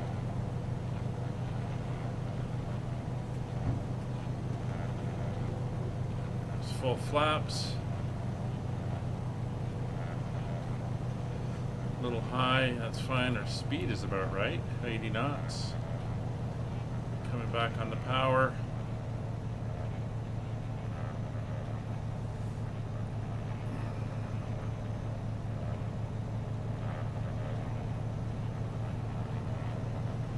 One red, up on the power, 2 red, on about a 700 foot per minute descent. Bring that power back, get the speed back around 90, a little high, power down.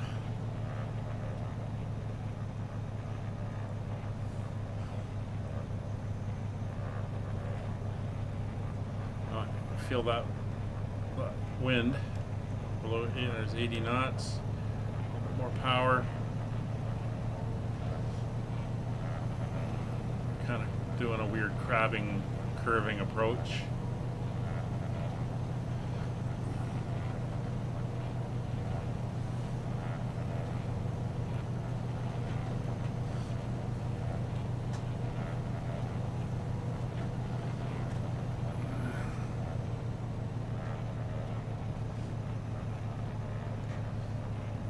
Side slip. Straighten her up. Hold her off. Little bounce. Big bounce. Little stall. Oh, not.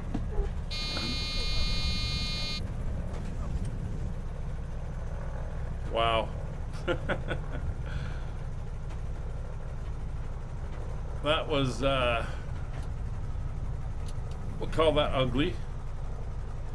Let's unlock the tail wheel, get the flaps all the way up.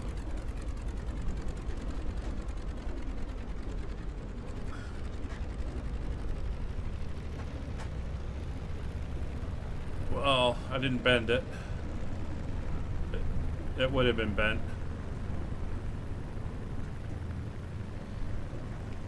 There's Nick coming in. We'll run along the grass, going back to the hangars.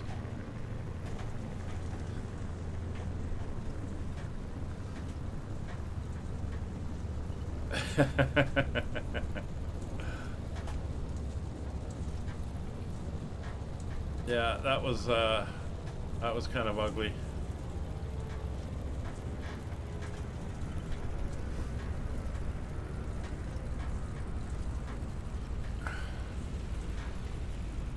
Look at that wind. Almost straight across the runway. Wow.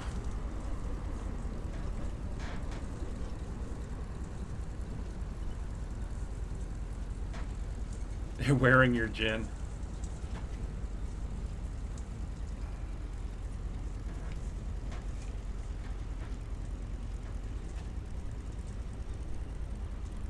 All right, let's get around to the ramp.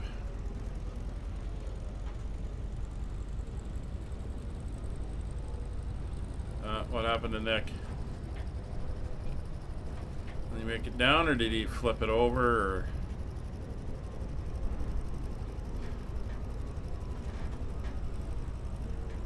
we'll come out here and park her up.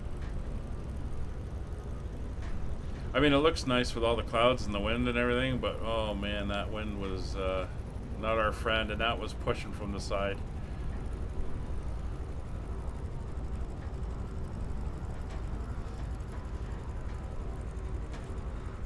Alright, we'll get her in here, get her on the ramp, get her shut down, and then we'll call it for the day. Air Trooper, you still good for me to give you a shout on Discord when we're done?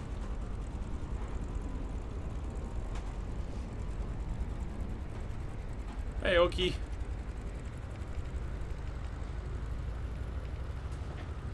Oh, there's Nick coming in. Alright, let's get this thing shut down. No, Nick's here. Alright, let's get the brakes set. Oh, forgot to open the cowl flaps for taxi, but that's fine. So we can turn the landing lights off. Put the lights back to flashing. Pitot heat can come off. Oh, there's the windshield wipers. Ah. That's slow, apparently.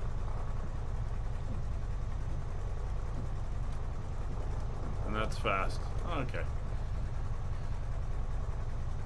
Just in time, yeah. You didn't see my excellent landing. Alright, so seatbelt signs can come off. We'll leave the beacon lights on. So we're going to shut down now. So we're going to turn off the transponder. Right, so propellers fully forward, engines to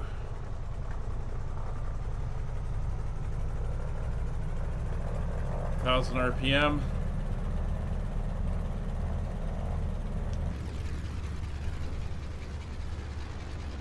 Oh, looks like Nick's in Logan Air now, and here comes Eastbirds. Okay, this is weird. Eastbirds, are you now? Oh no, you're still on a Cherokee, are you?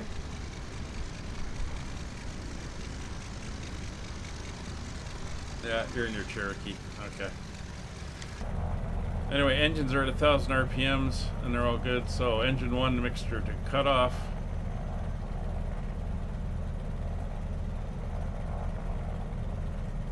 And props go fully back. Engine 2 mixture to cut off. Pop fully back. Throttles to idle. Masters will go off. We'll come up top. We'll shut off the avionics.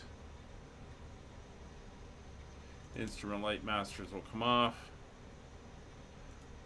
Beacon light will come off. And we'll shut off all the aircraft power. And here we are.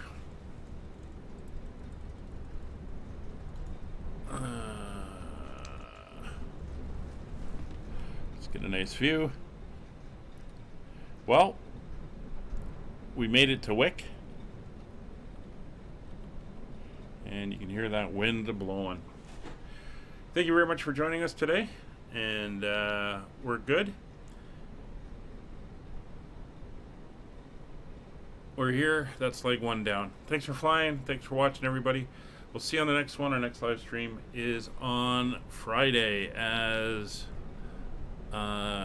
stated, we are flying out of Alicante, heading up to Leeds in the 737-800. Take care. See you on the next one. Bye for now.